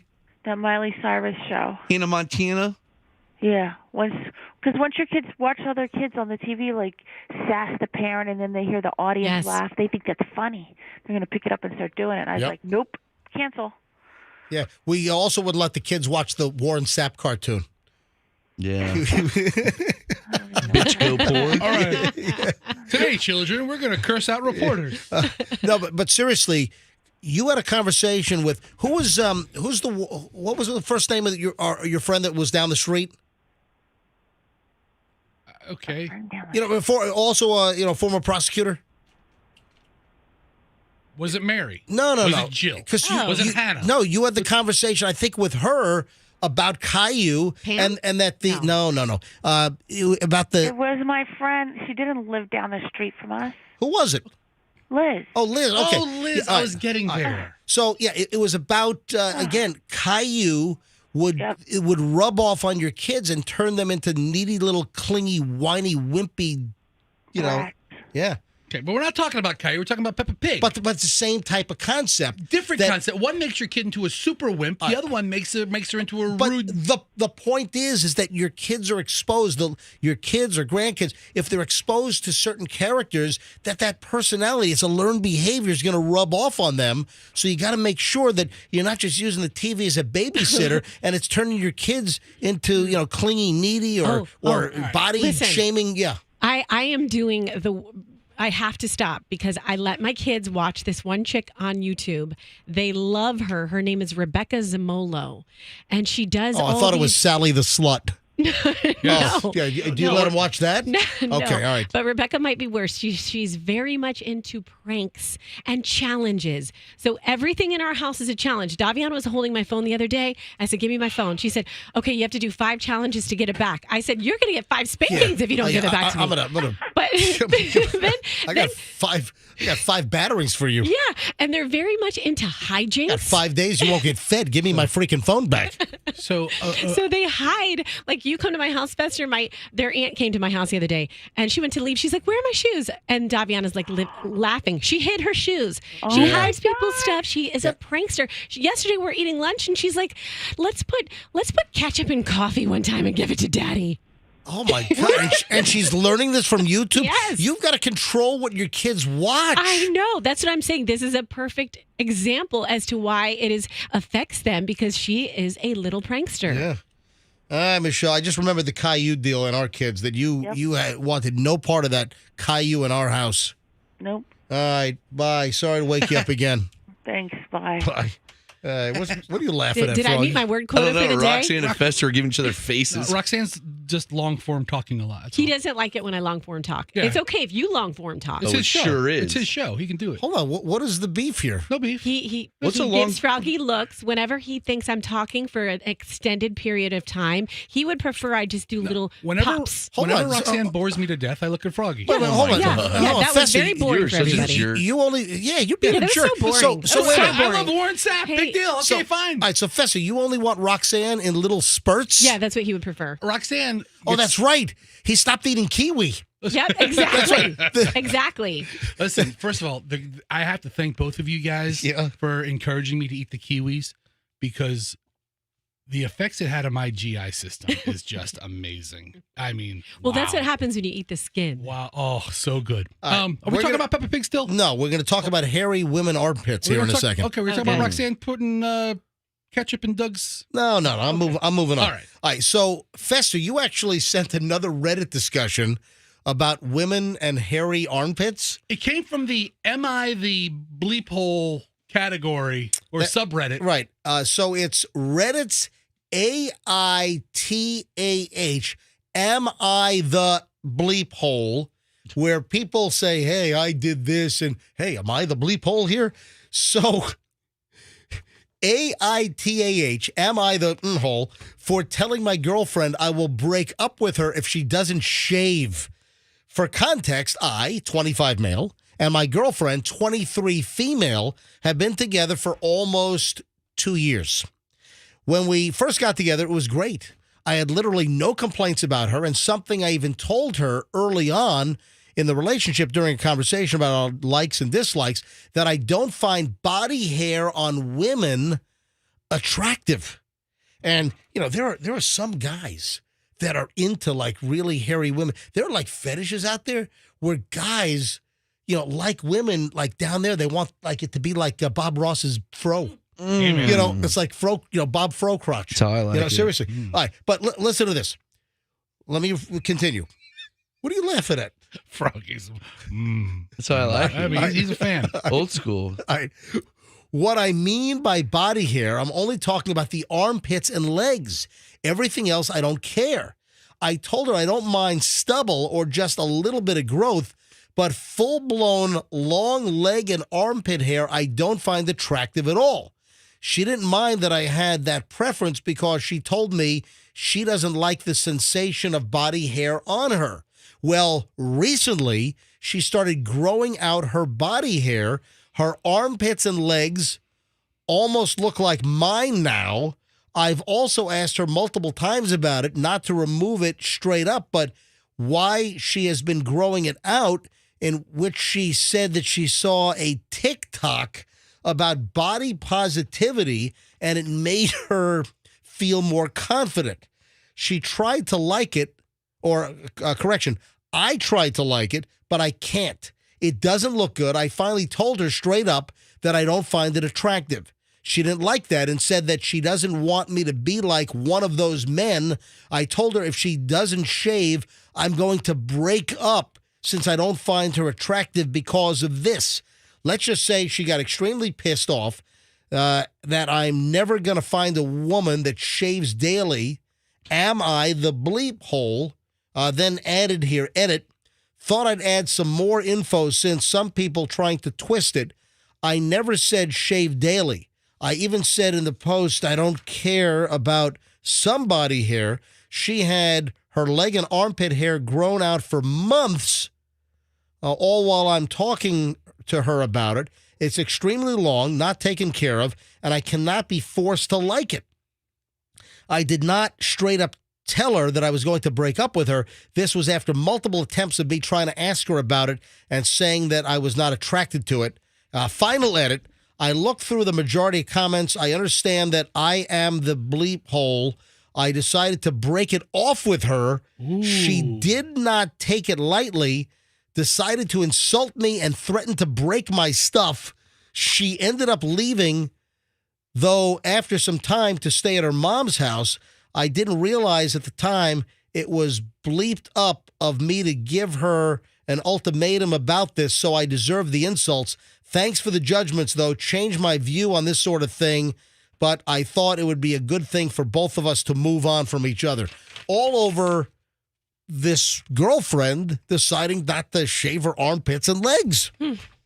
Roxanne, would you like to comment? I mean, you're the woman.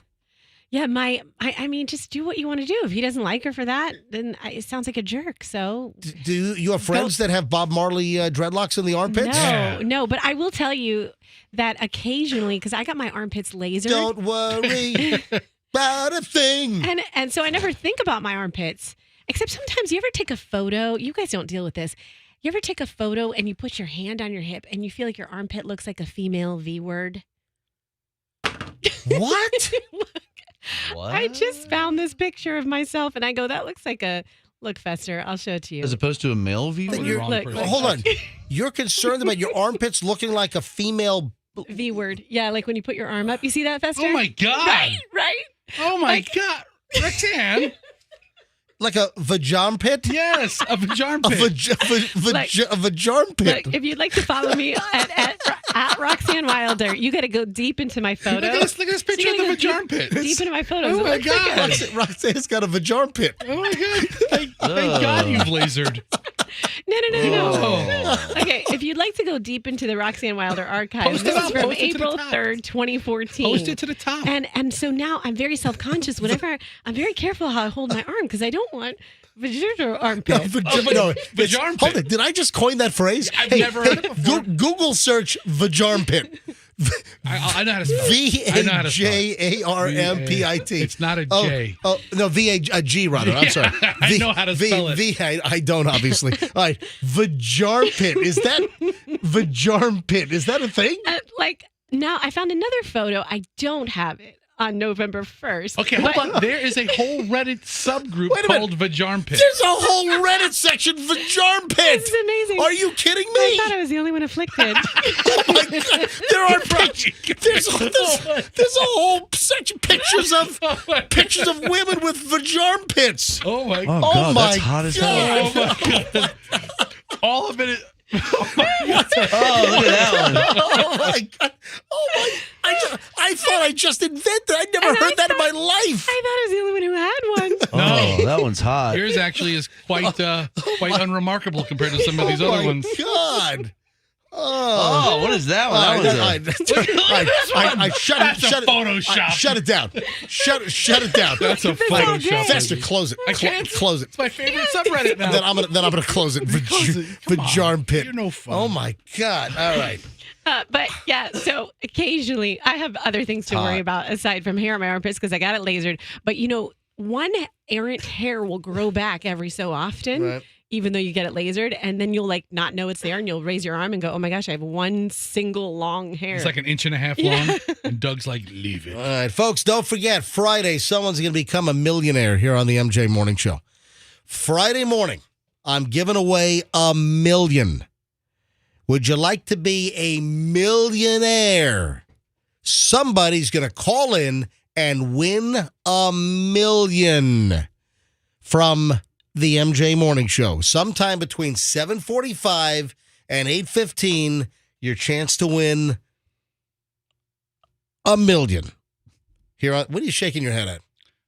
You don't know what you're doing to my texts with this whole thing. All right, for the record, what are people asking you? Because I've gotten a couple of emails, maybe a lot. What are people asking you? I don't know about Froggy and Roxanne. I know that I have no idea what you're talking about. I have no inside knowledge as to win $1 million. I got everything from grains of rice. I haven't told the crew. I have not told the crew. Baseball card collections. I have not told Roxanne, Fester, Froggy, Andrew. I haven't told anybody what's going on. So I'm keeping this close to the vest, close to the bone. I'm giving away $1 million. You haven't specifically pointed out. Interpret that however you want, but I'm just telling you that you have an opportunity to become a millionaire Friday morning here on the MJ Morning Show by just listening, and I'll tell you when to call in, what number caller to be. I'm going to make this as easy as possible. I'm not going to make you jump through hoops to become a millionaire. Here, look. Well, now it's moved to millionaire. Here's different. I highlighted the word. I said I'm giving away $1 million, so if you win, you're a millionaire. So look. Yes. MJ doesn't specifically mention $1 million of what? $1 million what? $1 million what? $1 million what? What is he talking about? $1 million who? A million air. Is it like air molecules? $1 million air molecules. Just breathe fresh in air? once. Yeah. How would you count those? No, this is absolutely discernible. This is tangible, countable, tangible. Absolutely. Okay. So palatable. You're what? Palatable. Yeah, I think if you win $1 million, it's going to be palatable. Absolutely. All right. Friday morning between 7:45 and 8:15. Your chance to become a millionaire. I'm calling BS on this next item. I'm just not believing it. You know, so many people these days, and I've complained about some of the content, the Instagram reels. And, you know, I'm hearing more and more from people that are like my age or friends of mine that are getting sucked into the doom scrolling. It's not just the Generation Z and millennials. This is affecting all kinds of people that are just getting sucked into like just swiping. And before they know it, they've been on their phone for 2 hours just looking at all these little reels or, the folks that are on the Chinese spy app, TikTok. But people are getting sucked in and led down these rabbit holes where they're just consumed by these video reels, and people are just trying to create content. And a lot of it is just bad. I've asked listeners, please stop. I love interaction on Instagram. In fact, Instagram is really my only social media outlet these days. I walked away from Twitter or X. Facebook, I'm not on Facebook, but my Instagram, a lot of my Instagrams post on my Facebook page. But Facebook is just too tedious for me. And it's like, for like 75-year-olds. So, I don't do much Facebook I never really did. But Instagram is my thing. And I've had to, be very clear. I'm not just asking listeners, don't send me reels. I don't want to watch them. I love getting messages. If you got a comment or question, my DMs are open. Just stop sending me reels on DM. Converse. Got a question, a comment about the show. If you've got some material for the show or hot tips or gossip, other than reels of an alligator chasing a golf cart. 3,000 people sent me this yesterday. Stop it. There's a new video here in Florida of a alligator between like two houses, like next to the enclosed screen pool porch, and the alligator runs and like almost nips at like someone driving a golf cart on the path. It's like 3,000 people sent me that yesterday. Stop. All right. Anyway, I'm calling BS on this. And again, this is floating around on social media that a woman claims that they went to McDonald's at 2:03 in the morning and asked for an ice cream. And they then showed a picture of a like McCafe plastic cup filled with ice, and then two little plastic coffee creamer containers sitting on top of the ice. That they went to McDonald's, asked for ice cream, and they got a cup of ice with coffee creamer. That's not real. Come on. It can't be real. Come on. And they showed a picture of the cup with two little plastic tubs of coffee creamer, with the little pull-off top. Yeah. Mm-hmm. Come on. Why would they do that? It's no point. This is idiotic. Here, listen. Tell me why I came to McDonald's and asked for ice cream at 2:03 in the morning, according to Brandy McRoy on her Tick Schmuck account, and was stunned when a McDonald's employee handed her a cup of ice and coffee creamers when she asked for ice cream. I'm calling total BS on this. I don't believe this for 2 seconds. So I used to always say that if it happens on reality TV, it's completely fake. Everything on reality TV, in my opinion, is staged. And that's how the internet is. That's how all these videos are. If you see a reel where somebody is producing something or making something, they've set it up. It's not a real event. People they're trying to have the spontaneous, oh, look what happened. And the stuff is clearly scripted and they clearly staged it. And it's happening more and more. All right, moving along. Tommy Hilfiger, the designer. That's a name I haven't heard a lot of in a while. Roxanne, is Hilfiger still hot? I don't know. Yeah, I haven't heard it in a while. I would say, like, when was it hottest? In early 2000s? Early 2000s? I would say 90s. I would say mid 90s. Those solid color polo shirts with a little flag. Hey, on listen, it. I had a little cresty kind of thing. I bet you had the perfume, the cologne too, right? No. Who's not a cologne guy? Hold on. How long have you known me? You know me. I don't like scents. I had structure. I complain when you put perfume on. I don't like scents. I use unscented deodorant. I don't like colognes. I don't like, and Michelle. You don't like olfactory disturbances. That's a good way There's to some put it. heavy cologne users in this building, I'll tell you. No, it's no joke. I hate it. I hate heavy colognes. And Michelle is sensitive to that. She likes Chanel No. 5, but Michelle will put just a tiny, minuscule amount on, so it's not overbearing. Like Chanel No. 1. And I... Chanel 0.25. just like a waffle thin layer of Chanel 5. All right, so Tommy Hilfiger, which I don't know if he's like really big in the designer world, but Tommy Hilfiger. Okay, he is really big in the designer world. He has a bunch of stuff still. It's just not as prevalent as I remember it being. Tommy Hilfiger told Page 6, the gossip column, that he hates baggy jeans on women, that he prefers form-fitting jeans, that he does not like baggy jeans. Okay. He thinks they look terrible. Quote, I think they look terrible on women. I want to see something form-fitting on a woman's frame.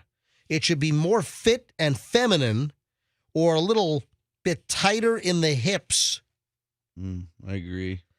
Yeah, he was at the Old Bags Luncheon at the Breakers in Palm Beach. The Breakers. It's the Breakers in Palm Beach. But what are your thoughts on that? Because I have some thoughts as well, and I don't want to appear sexist but I'll give you my thoughts in a minute. But Roxanne, first, what do you think about Tommy Hilfiger? Certainly a well-known designer. What are your thoughts on him saying that he thinks that women look terrible in baggy jeans?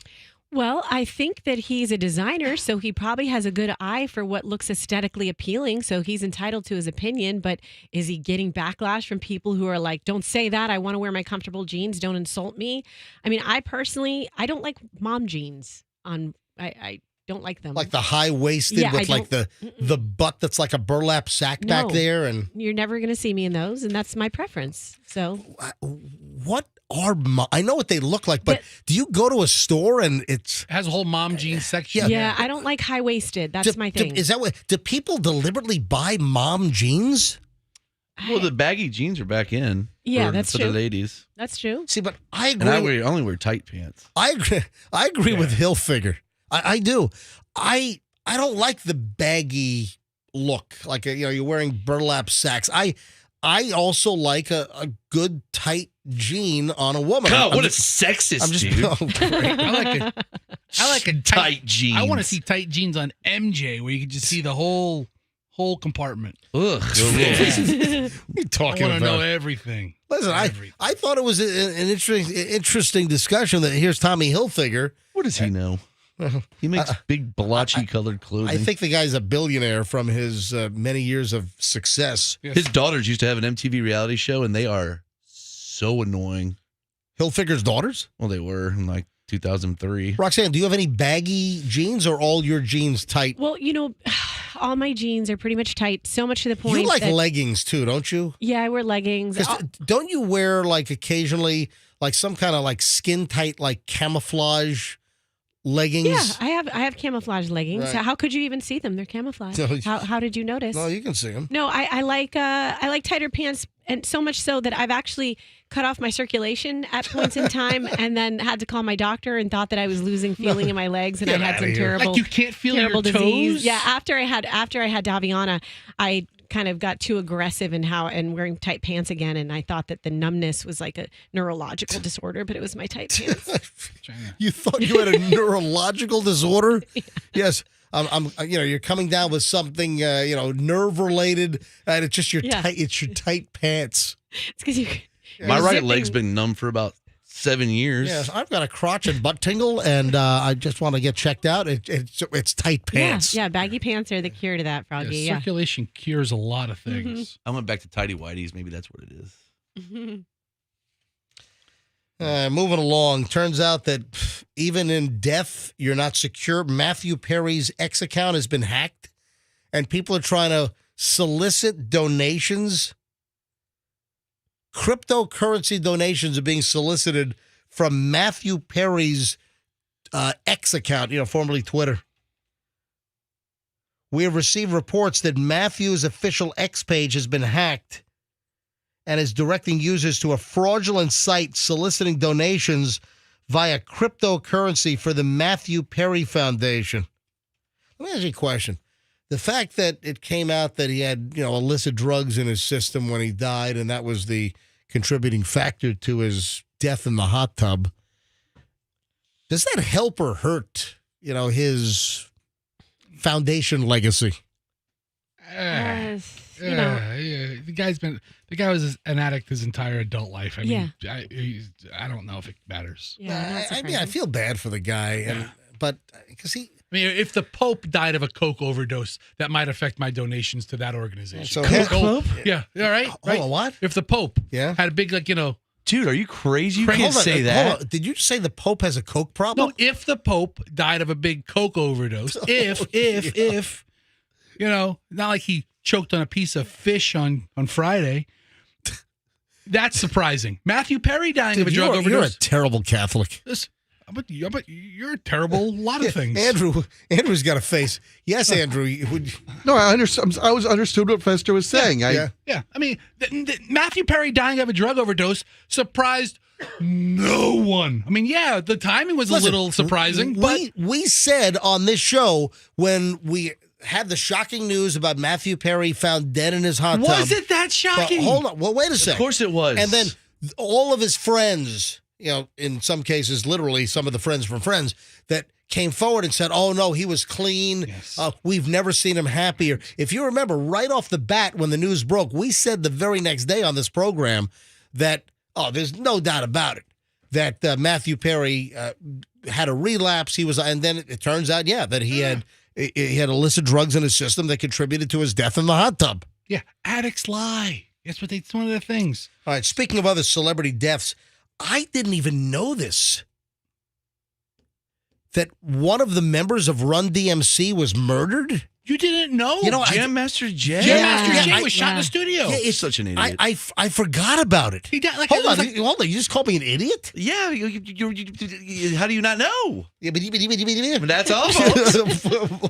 No, but seriously, that happened like 20 years ago. Yeah. It was a long time ago. Exactly. It was 2004. We were on the air and we talked about it. I forgot about it. I said 2004. It's 2002. 2002. It's 22 years ago. He died at 37. Yeah. The Godson. I forgot that one of the members of Run DMC was cut down, shot, 22 years ago. The Godson. This news came out yesterday. The Godson and a childhood friend of Jam Master Jay were found guilty by a jury yesterday for the 2002 murder. Hey, there's no statute of limitations on murder. If you think, 35 years down the line, I got away with it. And then suddenly, some new DNA evidence is processed and you're found out, 38 years later for murder. There's no statute of limitations. I saw a, what do they do when they bring you in? Interrogation? Yes, interrogation of like an 82-year-old guy that killed somebody like 52 years ago. Yeah. And because of DNA, he just got caught. He broke down, started crying. He had to go to jail at like 82. Listen, people are getting pinched because of these DNA evaluations or tests that you're sending away to learn about your heritage. So the godson and a childhood friend of Jam Master Jay from Run DMC found guilty yesterday. He was fatally shot at his New York City recording studio in one of the most infamous killings in rap history, which I forgot all about. But now like it's coming back to me. It's like I'm having a Celine Dion moment now. Oh, yeah. Yeah, this is a U.S. Attorney's Office in Brooklyn said on social media yesterday. The verdict came down after I had no idea the trial was going on and that they had evidence. But, case is closed. You got convictions now of the killing of Jam Master Jay. Yeah, it's not the Aerosmith version when you hear the little scratchy. That's what he did. Yeah. What a great song. Is this the only song you know? I'm sorry? Is this the only Run DMC song you know? No. Christmas in Hollis. Yeah. My favorite is Peter Piper. Do you have that one? Peter Piper's great. That's good. Peter Piper. My idea. No, it doesn't go like that. My Adidas. Adidas. They never got an Adidas deal. I always liked It's Tricky. It's no mystery why it took years to indict and arrest the defendant, said Breon Peace, the U.S. attorney for New York's Eastern District, told reporters outside the courthouse after the verdict. The witnesses in the recording studio knew the killers, and they were terrified that they would be retaliated against if they cooperated with law enforcement and identified the ruthless executioners of Jam Master Jay, Mr. Mizell. Wow. Yeah, both Washington and Jordan were well known to Mizell. Well, I'd say if it was a friend and a godson, I would say that you'd be well known. Prosecutors said was killed in a business dispute over a lucrative deal to distribute cocaine in Baltimore, Washington. What is this, an episode of The Wire? Jeez, that's what he got killed over? Hey, that is such an awesome show. Froggy, did you ever watch The Wire? Mm-mm. Dude, you gotta. That's one of those shows that if you've never seen The Wire, sorry, no, I've never seen it. Dude, you gotta go watch The Wire. That's one of the best shows on television. I got wires all over my house. I'll stare at one for a while. I'm telling you, go watch The Wire. Yes, sir. It's fantastic. Anyway, case closed on that. The Eagles, on the heels of the story about Don Henley testifying in Supreme Court in New York over the theft of the Hotel California handwritten lyrics. And then the story came out, and we spent time on this yesterday, that Don Henley, founding member of the Eagles, successful solo career, and turns out that in the course of the prosecution of the stolen Eagles Hotel California lyrics, it came out that he spent time with a 16-year-old hooker and did coke with the hooker in his bed, but then he said he never had sex with the hooker. Anyway, that was from 1980. But we dealt with that yesterday because this trial is ongoing up in New York. But guess what? Guess who is in talks to fill the void at that Sphere in Las Vegas after the U2 residency runs out? The Eagles are in talks right now to become a Sphere residency act. So long-term Eagles performances inside that Sphere. Okay. The Eagles. Okay. Yeah, I mean, take it or You leave think it. about 17,000 other bands I'd rather see in the Sphere. Okay, go ahead. Go ahead. Name 17,000. Go. Metallica. One. It's one. Slipknot. Two. Fart Face. Will you stop? There's no band called Fart Face. They rock. Band But is- seriously, I mean, that place, I heard it's amazing. Yeah, I haven't been. I've heard it's amazing as well. I haven't been to Vegas since I think 2012. It's been a long time. Michelle and I, we were talking about, do we want to go to Vegas? I do like, I can only take Vegas for like 2 days. 3 max. It rots your brain because Yeah. everything is so accessible, combined with the lights and all the stimulation. You're like, you got to get out of I there. can't stay away from the Spearmint Rhino. I want to That take too. an epileptic to the Sphere. See how he What was handles it. Fart Face's hit song? hemorrhoid head. No, it was Dutch oven success. Dutch oven success. That is a good one. That was their biggest hit. That is a good one. All right, so heads up, the Eagles might be doing a residency in the Sphere out in Las Vegas. 8:47 at the MJ Morning Show. Folks, this wraps up an hour and 20 minutes plus of nonstop MJ. Don't forget, you could become a millionaire. Listen to the MJ Morning Show. I'm giving away $1 million Friday morning between 7:45 and 8:15. Someone's going to call in and win $1 million from the MJ Morning Show here on Q105. When we get back, I want to talk about cruise jail. Seriously, cruise ships have like a jail cell. Yeah, of course. They have to, right? All right. And there's a woman that apparently almost ended up in cruise jail for 3 days. And then I'm going to morph into another item about you buy the endless drink package on a cruise ship. Right. But there are stories about them cutting you off. What? Yeah. So what good is the unlimited drink package if they're going to cut you off? If they've got an actual number and they stop you, how the hell can you call it an unlimited drink package? But also, I've got an issue with the amount of drinks that this woman was drinking when she was cut off. I mean, it's not normal. This is not natural. So hold on. I'll explain in just a matter of minutes. Also, there's a scary AI, artificial intelligence, photo doctoring situation going on, and this is scary. You got to hear it. Also, Roxanne, are you worried about facial wrinkles? Well, I've employed some new tricks up my sleeve since I just had another birthday. I would like to know if you avoid this particular item, which has been accused of causing wrinkles on women's faces. Hold on. I'll explain it all. We're loaded next. Another long chunk of the MJ Morning Show is next here on Q105. You know.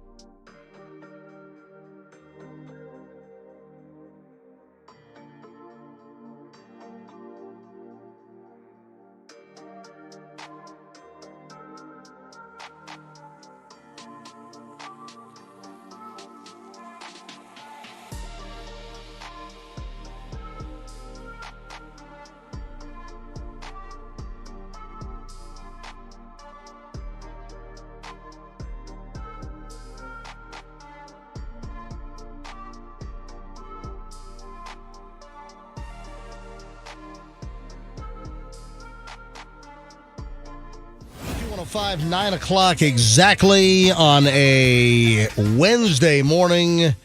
Welcome to the broadcast. About an hour to go. A lot of stuff to get to in the final hour. Don't forget, someone's going to become a millionaire by listening to the MJ Morning Show.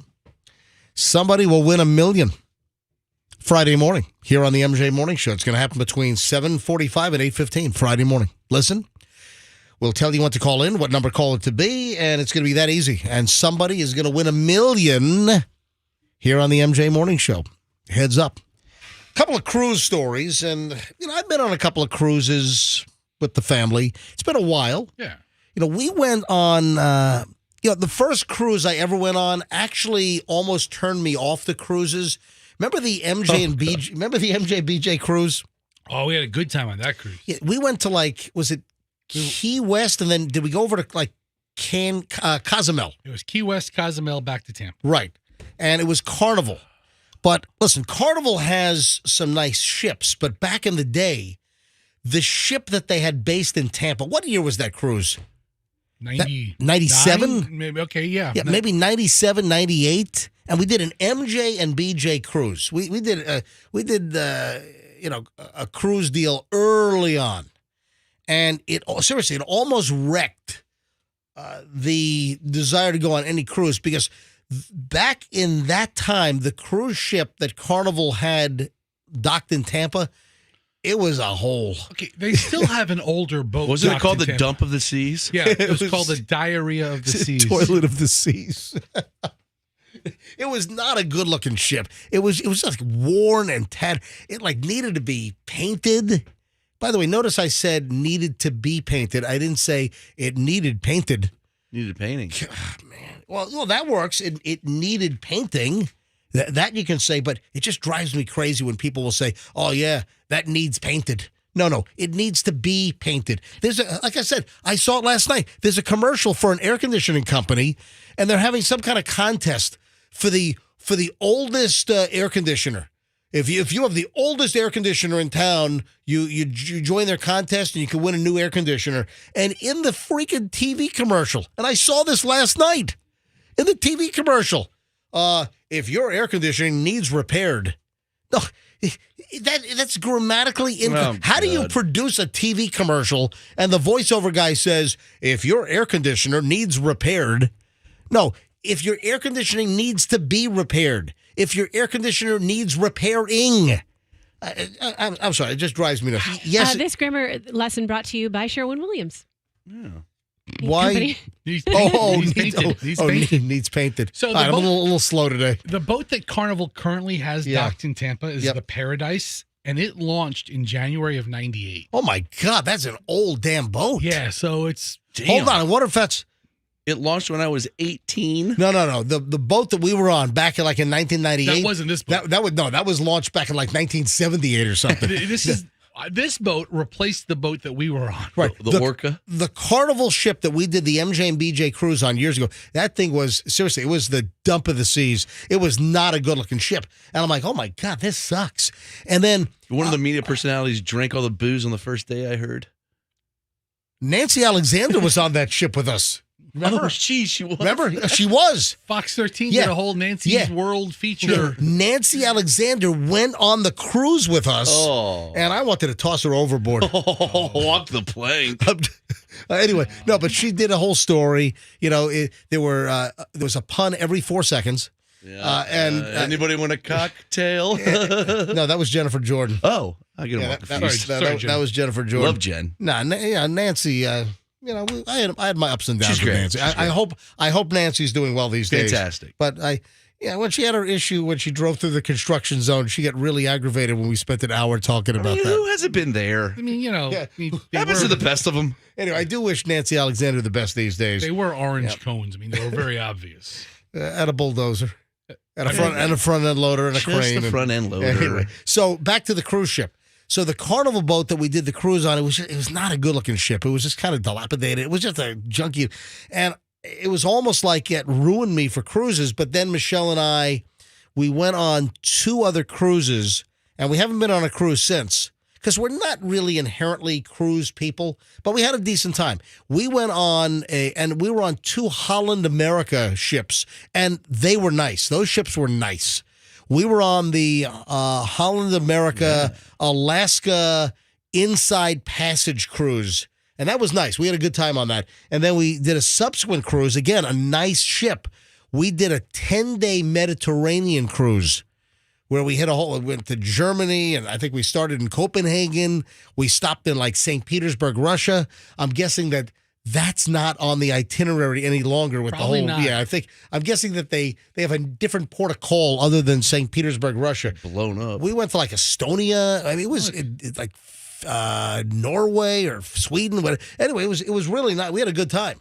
But what I'm saying is the junky Carnival ship that we were on, and I'm sure they've stepped up their game. Now, it's an old ship in Tampa right now. Vesper was on a Carnival a few years ago. Yeah. When your Was kid it- puked in the pool? Yes. Oh, that's right. Yes. A hamburger. That was called the vomit of the sea.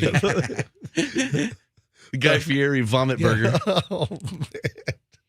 So what I'm saying, though, is that we were almost like totally turned off, but then we had, 2 nice experiences on Holland America. And Carnival has, some really nice ships, I understand. Yeah. Just, they don't put their best product here in Tampa.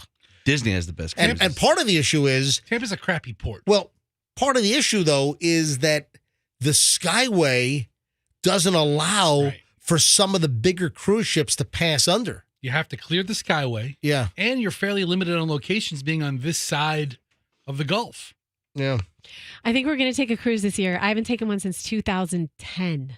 I think you ought to go on the neurovirus of the seas. Yes. Yes. That's- The Dramamine of the sea. Yeah, whenever you you get see seasick those the whole time. stories, you're like, oh, do I really want to? But we're celebrating my You sis- know, yeah. neurovirus is going around. You know that a couple of people in this building apparently had just like a really bad case. I think I had it. And we're out for a couple of days. I'm sorry, what were you saying? I was saying we're celebrating my sister being 5 years cancer free. Well, That's what the that'll cruise be is nice. about. All Yes. right, well. You should take a Disney cruise. We are. Yeah. So you can Those go are over to bomb. you go to Port Canaveral to get the Disney? I believe it's a Port Canaveral Okay. deal. All right, so anyway, back to the cruise story while we're talking about this.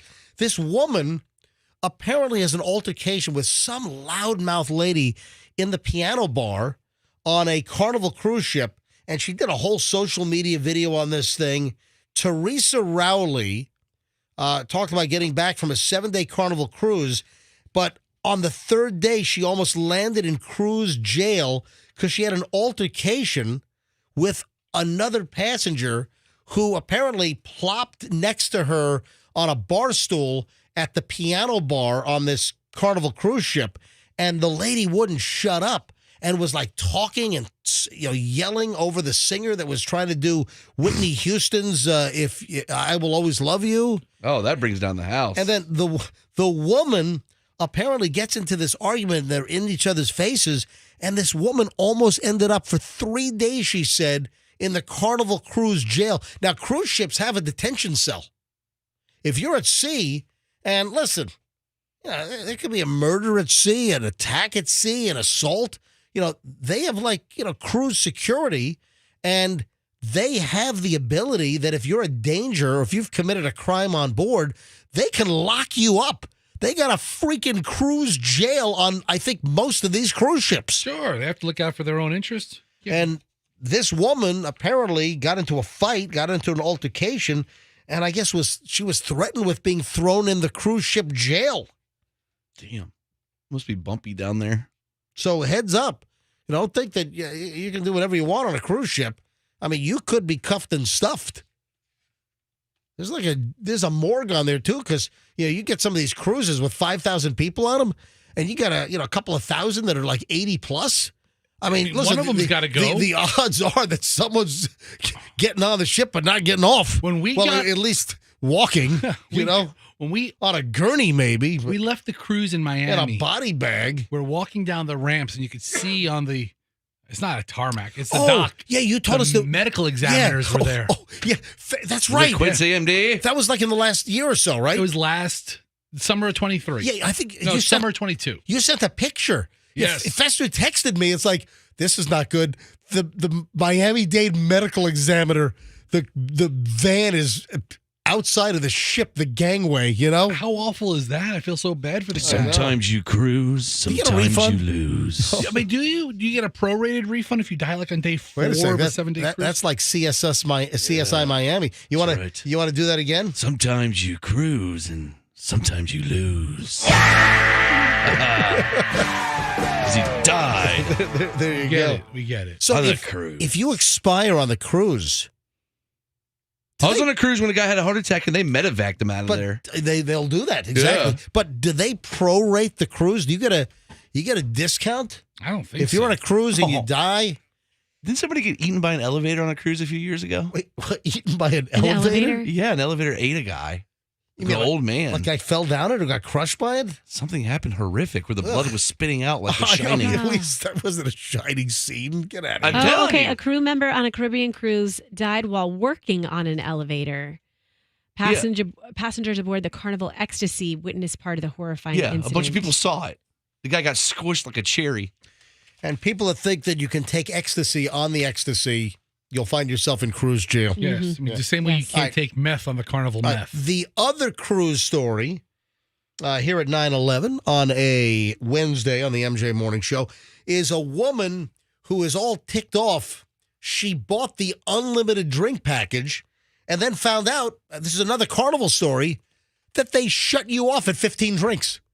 Also, I've got a question about drinking 15 drinks In a day? in a day. No, it's got to be like 5 days. No, she was cut off. This woman, apparently, Carnival Cruises, if you buy the unlimited drink package, 15 a day?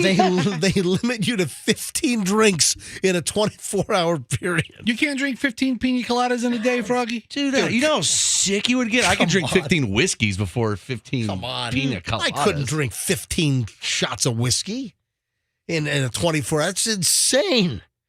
Yeah, this woman, Marissa, again, posted a video on social media that she was shocked, in total disbelief, because she was cut off at the bar. She bought the unlimited drink package, and I guess she thought that, well, the name meant what it advertised. It says unlimited drink Unlimited. and she has 15 drinks in a 24-hour period, and they cut her off. She was at 15. So she's like, hey, if you get the unlimited drink package on Carnival, apparently the limit is 15. So why is it not the up to 15 drinks a day package? Why the hell are you calling it the unlimited drink package? Yes, Andrew. It does say in their restrictions. Yeah, I'm looking. But then why? Then it's not unlimited. Unlimited is unlimited. They don't call Hey, it. didn't we just go through this with Red Lobster about their unlimited lobster? You're All right. stopped at 12? All right, Andrew, listen. That's a good point. They Andrew, don't have a heart attack in there, man. He's getting very upset. Yes. He's very passionate about alcoholics on cruises and shrimp.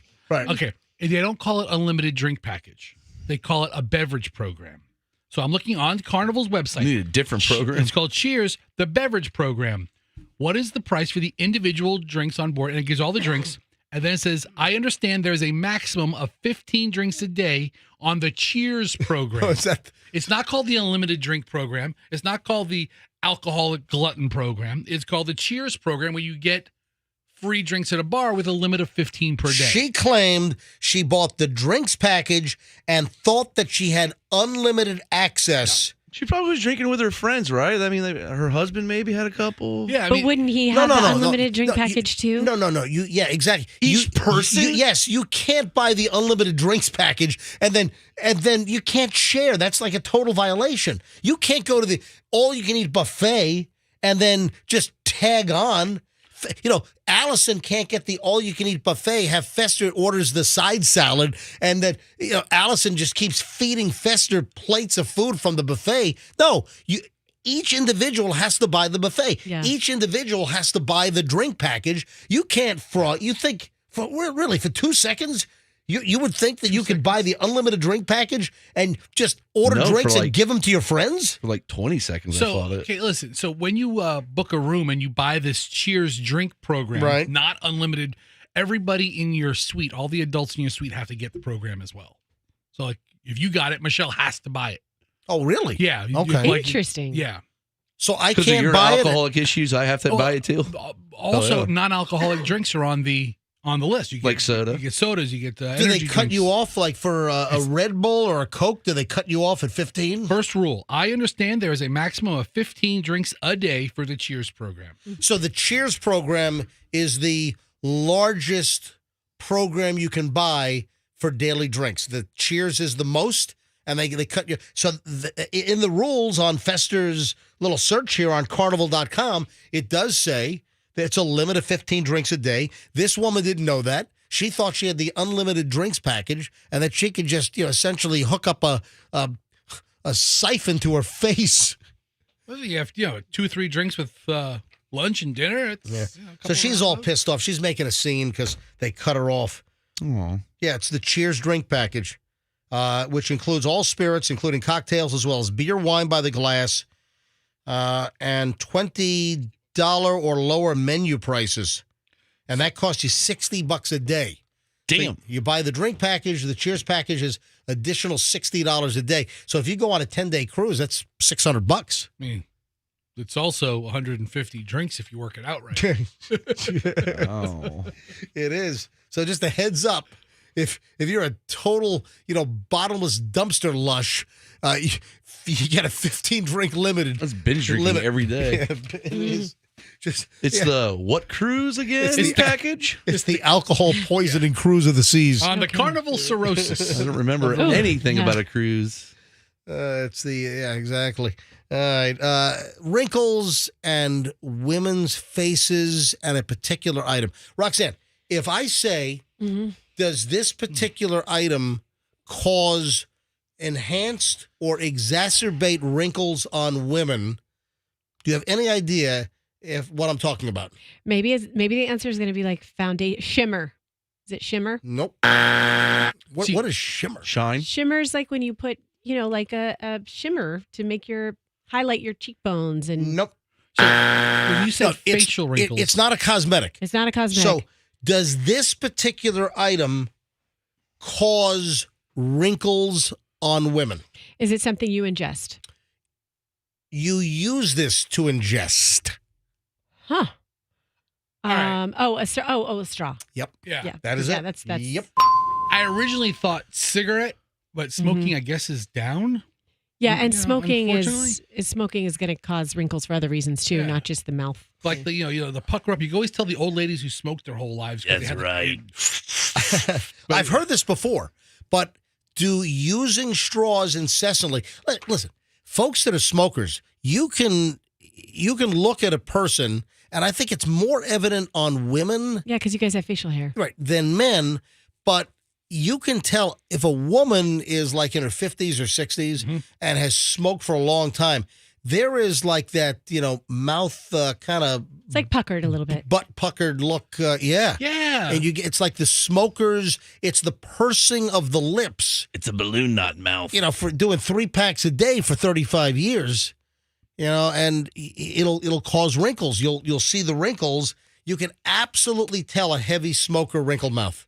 Yeah. There's no doubt about it. But the question is, if you use a straw, and Michelle, my lovely wife, she likes straws like for sodas or tea, coffee. If you use a straw, it also helps to reduce like tooth staining. Yeah, I have a solution for that. Yeah. What you do is you have your straw. I don't have one right now, but if you wanted to use a straw and not get that puckered look, you kind of put it in your mouth and you kind of smile while you suck it up. It looks really weird. Yeah, but I'm it sure it prevents does. the pucker wrinkle. Yeah, what's in Roxanne's cup? She's smiling while you're drinking it. It's Kettle One. So you know why this story's making the rounds, MJ? Is because all these stupid Stanley cups. Exactly. Right. That's right, true. right, right. Everybody's yes, carrying around. Yes. There I'm you go. just about to get to that. With all of the fads going on with these big chunky metal cups like the Stanley cups.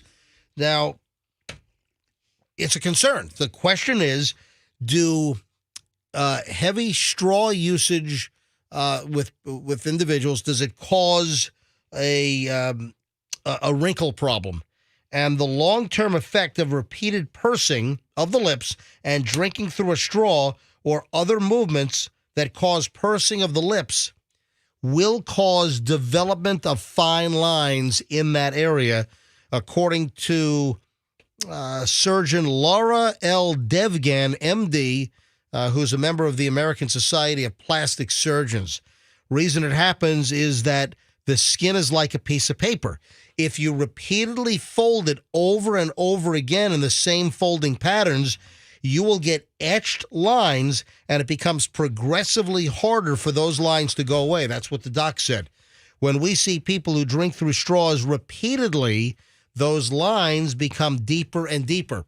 So you have all of like the Generation Z and the millennials and all the folks that are hooked on these Stanley cups and the straw, and there's the heavy cup usage and straw usage. This could be causing down the line a cavalcade of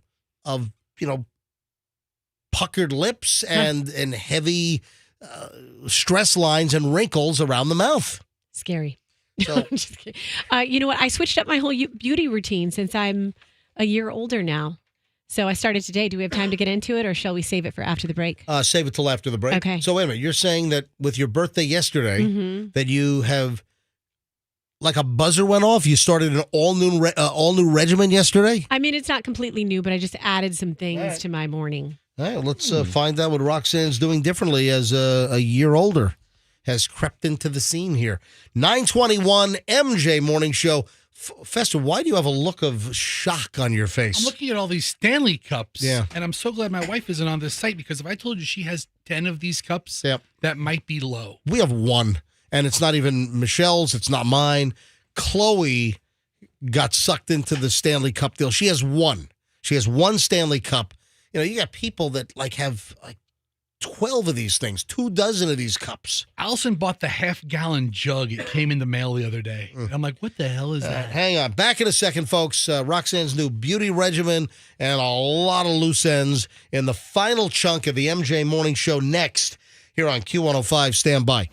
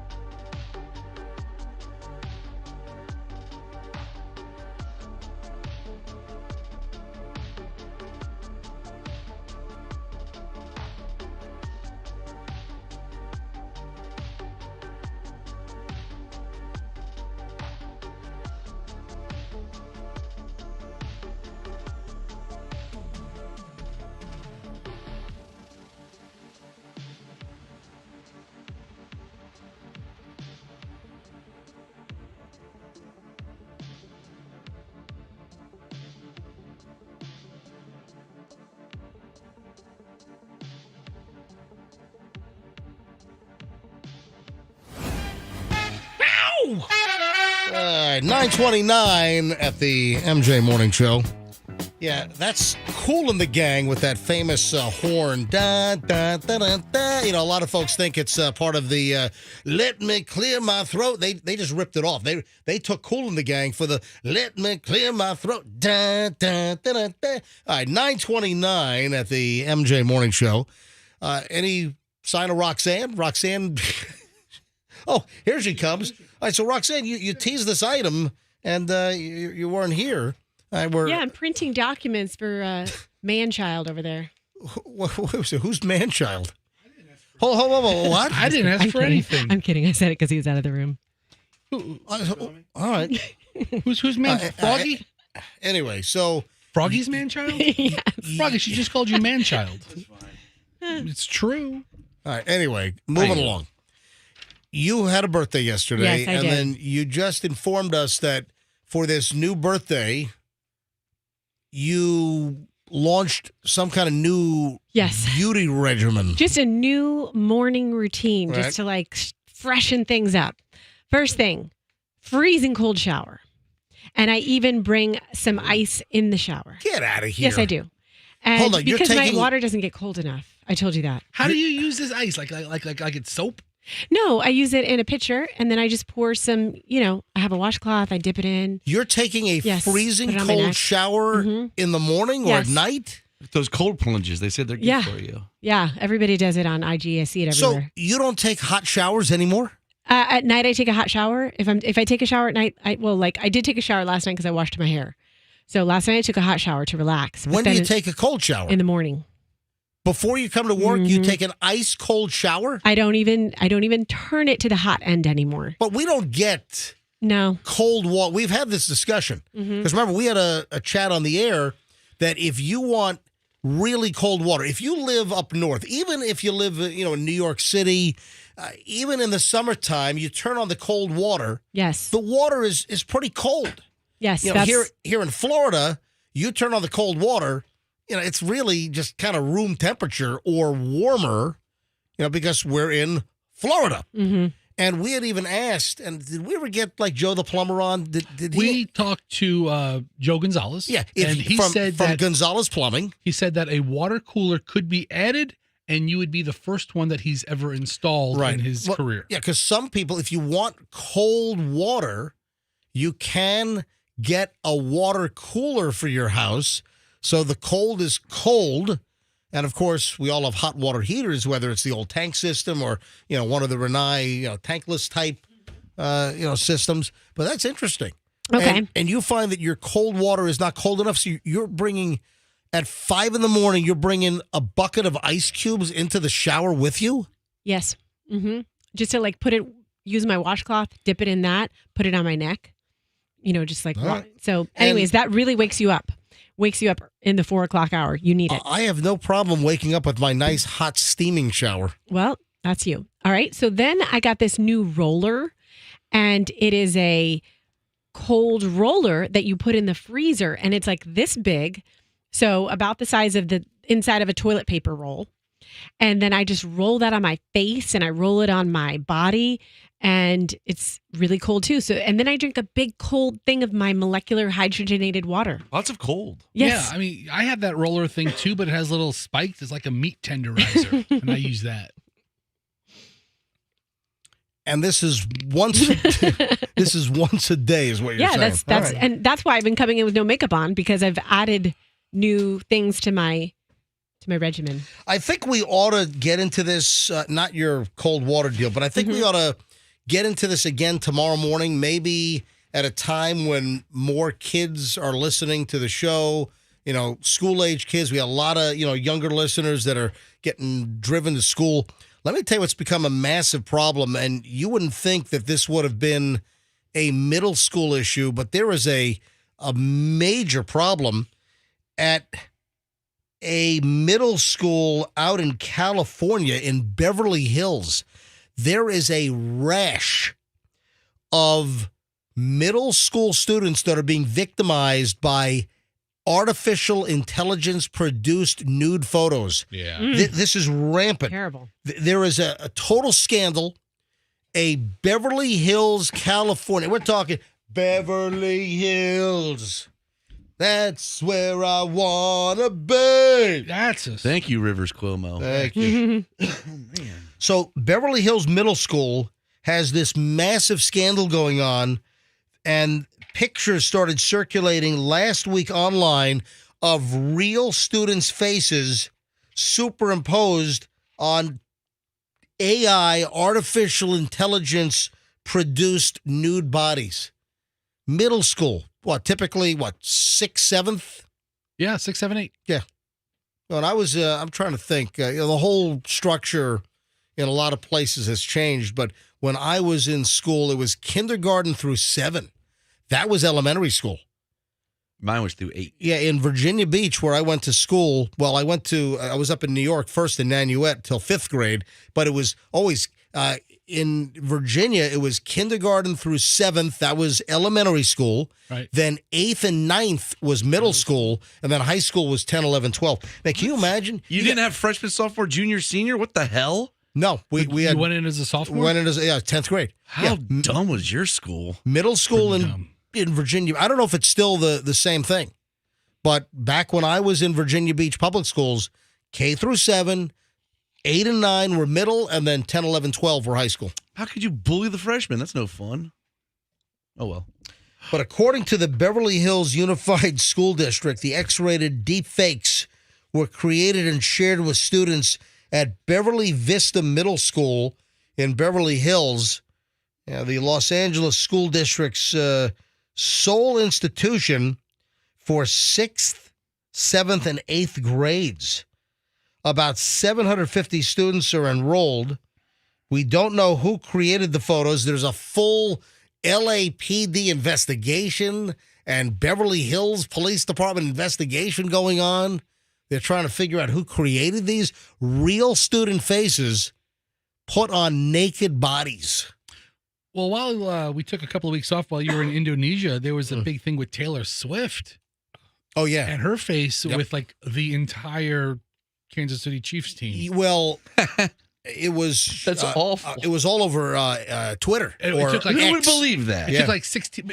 Forget that. It was up for hours. Yeah, it took like 16 hours for Elon to get around to taking it down after he's looking at it for that long. Just because I was doing 42 dives in Indonesia, scuba diving, I still check the news every day, and I was aware of that. But it took an inordinate amount of time for X Take it down. to take down the images. There were like foul, triple X-rated photos of Taylor Swift that were, are artificially intelligence that looks so produced. Okay, right. So this one obviously is fake, but if you're in the middle school and it's just there.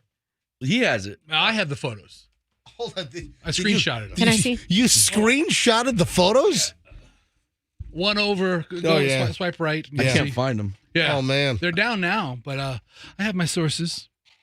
I'm in a couple of, disgusting. Yeah, and it was like her doing things in the Chiefs' locker room. And who would believe such a thing? Listen, she shouldn't have to put up with that. I mean, it's just foul and grotesque. And I think she's got a point that how the hell does it take Twitter or X or whatever? How does it take them? Well, maybe it's because Elon Musk fired like 90% of the staff.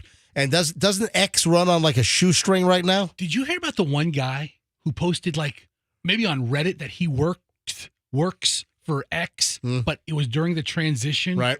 And everybody who hired him was fired within the next week. So he has a job and he does nothing and makes like $158,000 a year. I'll find this story. We'll talk about it tomorrow. The guy does nothing. Nobody knows what he does. I mean, what do people do around here? People come in, go into an office. He was hired, and then everyone that was responsible for his hiring or obviously giving him a job description, they were fired. Yes. And he was just collecting a check with no job description and nothing to do. He shows up every day, goes in his office, and nobody talks to him or questions him or asks why. And he's an employee, and I'll find it again. I think I saw it over the weekend. He ought to have a little sleeping compartment built underneath his desk. Nobody ever goes in his office. He could do it. Little shelf. Oh, that's so comfy. Little shelf down there. Wow. I'll find the story. This guy's amazing. What if Elon comes in and sits down and waits for him? I'm just going to sit here in the way. What can Elon can only fire the guy. I mean, great. That's all he can do. Yeah, that's crazy. The old wedding vow. What is the most famous wedding vow? Thou shalt.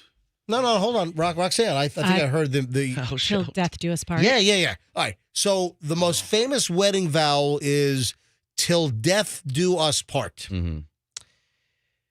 What do you think about this? Woman, as soon as her husband died, took off the wedding ring, and that was it, because she literally took it as "till death do us part." And this is not an older woman. This is a fairly young woman. Did she kill him? No. Whoa. Suddenly she's suspect number one. This is a young widow who had to deal with really the unexpected. Whitney Lynn Allen was married to a police officer, a canine officer, and, well, he didn't die in the line of duty. He wasn't shot. Nothing happened in the line of duty as a police officer, a canine officer in Pennsylvania. He was stung by bees. My God, it's like my girl. Yeah, the guy was stung by bees and went into anaphylaxis, and he died. He had a severe reaction to the bees, and he went into cardiac arrest, and he died. I mean, terrible story. But Whitney Lynn Allen, she took the vow literally, and she's gotten some backlash on this, that as soon as her husband actually died, she took the ring off and said, well, there we go. Till death do us part. I'm done. What do you expect her to do? I don't know. That's just mourn? Odd. Just mourn for years and years? She said that his heart stopped for 20 minutes. That caused a brain injury, a deprivation of oxygen. And he was deprived of oxygen for a long time. Yeah, poor guy. He was in the ICU for a number of months. Which he kept the ring on for that time. Yeah, so 6 months he was in the ICU. Then there were some rehab stays. Doctors, finally told the family and her that we see absolutely no signs of him ever recovering or having a meaningful life. So she had her wedding ring on while he was still alive, but when they decided to pull life support and he passed away, as soon as he died, she literally took the ring off and she looked at that as fulfillment. Till death do us part. You think that's too literal? Is that like too precise? And I guess taking it too literally is the best description. I mean, it has a literal termination date. Till death do us part. And she said, hey, I fulfilled my contract. He just died. And boom, ring was off her finger immediately after he passed, after they unplugged him.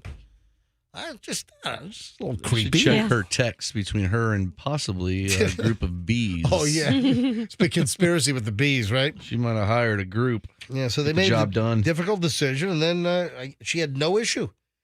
She said that the reasoning behind her decision to take off the wedding ring the day that he died, it was such a weird experience because when Ryan had his accident, I felt like I really lost him then. When his physical body died 6 months later, I felt like I had already been grieving for 6 months. Yeah. I mean, that might be a different situation than if somebody gets hit by a bus at 2 o'clock this afternoon. Yeah. And at 2:02, you're like, rings off. I mean, she already had her grieving process. Rings off. Yeah. I mean, It's awful. That's just, an interesting dilemma. I mean, you find these interesting little stories, and a lot of times it's stuff that you've never thought of. Yeah. I kicked a bucket on a Monday. Allison's single and ready to mingle on Tuesday afternoon. She's swiping left. Yeah. Get out of here. Good for you. Good on you. That's not going to happen. Get out of here. All right. Final words, final thoughts here on the MJ Morning Show. Roxanne, anything before we head out today? Yes. Someone DM'd me and asked me about my roller, and it's called Hot Mess Ice Roller, if anyone's curious. Wait, it's called Hot Mess Ice Roller? Yep. So they named it after you, too. They did. Wait, no, it's literally called the Hot Mess? Yeah, it is. And it's a rolling device that you chill or you put ice cubes in? Yes, there's another one called Cold Ass Bitch, but that one is like... It's called what? Yeah, where did that one go? I found that one, but that's really expensive. Really? Yes. Sounds cool. So they named two of them. Oh, there it is. Icy Bitch Cold Rollers. Icy. RVL Skincare. Those are expensive. Oh, so it's not called Cold Ass Bitch. No, I knew it was something like that. That's set of two for $1.25. Not cheap. All right, so cold ice skin procedure, right? Yes. Is that... Yes. All right. Fester, any final words before we get out of here on a Wednesday? In the last hour, I've received about 86 texts of people trying to guess what the millionaire stuff is. Yep. And I think a couple of them are really close. I don't know what the answer is, but some of them make a lot of sense. On Friday, folks, I'm giving out $1 million. Oh. Somebody is going to be a millionaire after listening to the MJ Morning Show this Friday. Between 7:45 and 8:15, I'm giving away $1 million. Somebody is going to be a millionaire. Will it be you? And Fester apparently getting all kinds of text on his personal cell number. I have an announcement. By the way, Froggy, what is Fester's personal cell number? 813-310-8444. Yep, that's it. But if you follow Froggy MJ Radio right now, I will tell you what the millionaire thing is. Stop. Froggy MJ Radio. You Follow me now. You have no idea what it is. I will tell you. You have DM me. You have no idea what it is. Oh, I know. All right. And did you have anything else to say? Or is that it? Froggy MJ Radio. Follow me now. All right, folks, have a great day, folks. If you want to get a hold of me, my email is always open. You can hit me up with comments, questions, any gossip. You've got some content for the show, something I need to know. MJ at mjmorningshow.com. My Instagram is Certified MJ Radio. DMs are open. Certified MJ Radio. Folks, have a great day. Before we get out of here, we got tickets. It's Train and Oreo Speedwagon in August at the Mid-Florida Credit Union Amphitheater. So caller 21 right now, 800-990-1047, 800-990-1047. Caller 21 right now. Good luck from the MJ Morning Show on Q105. We'll see you tomorrow, folks, and let's be careful out there.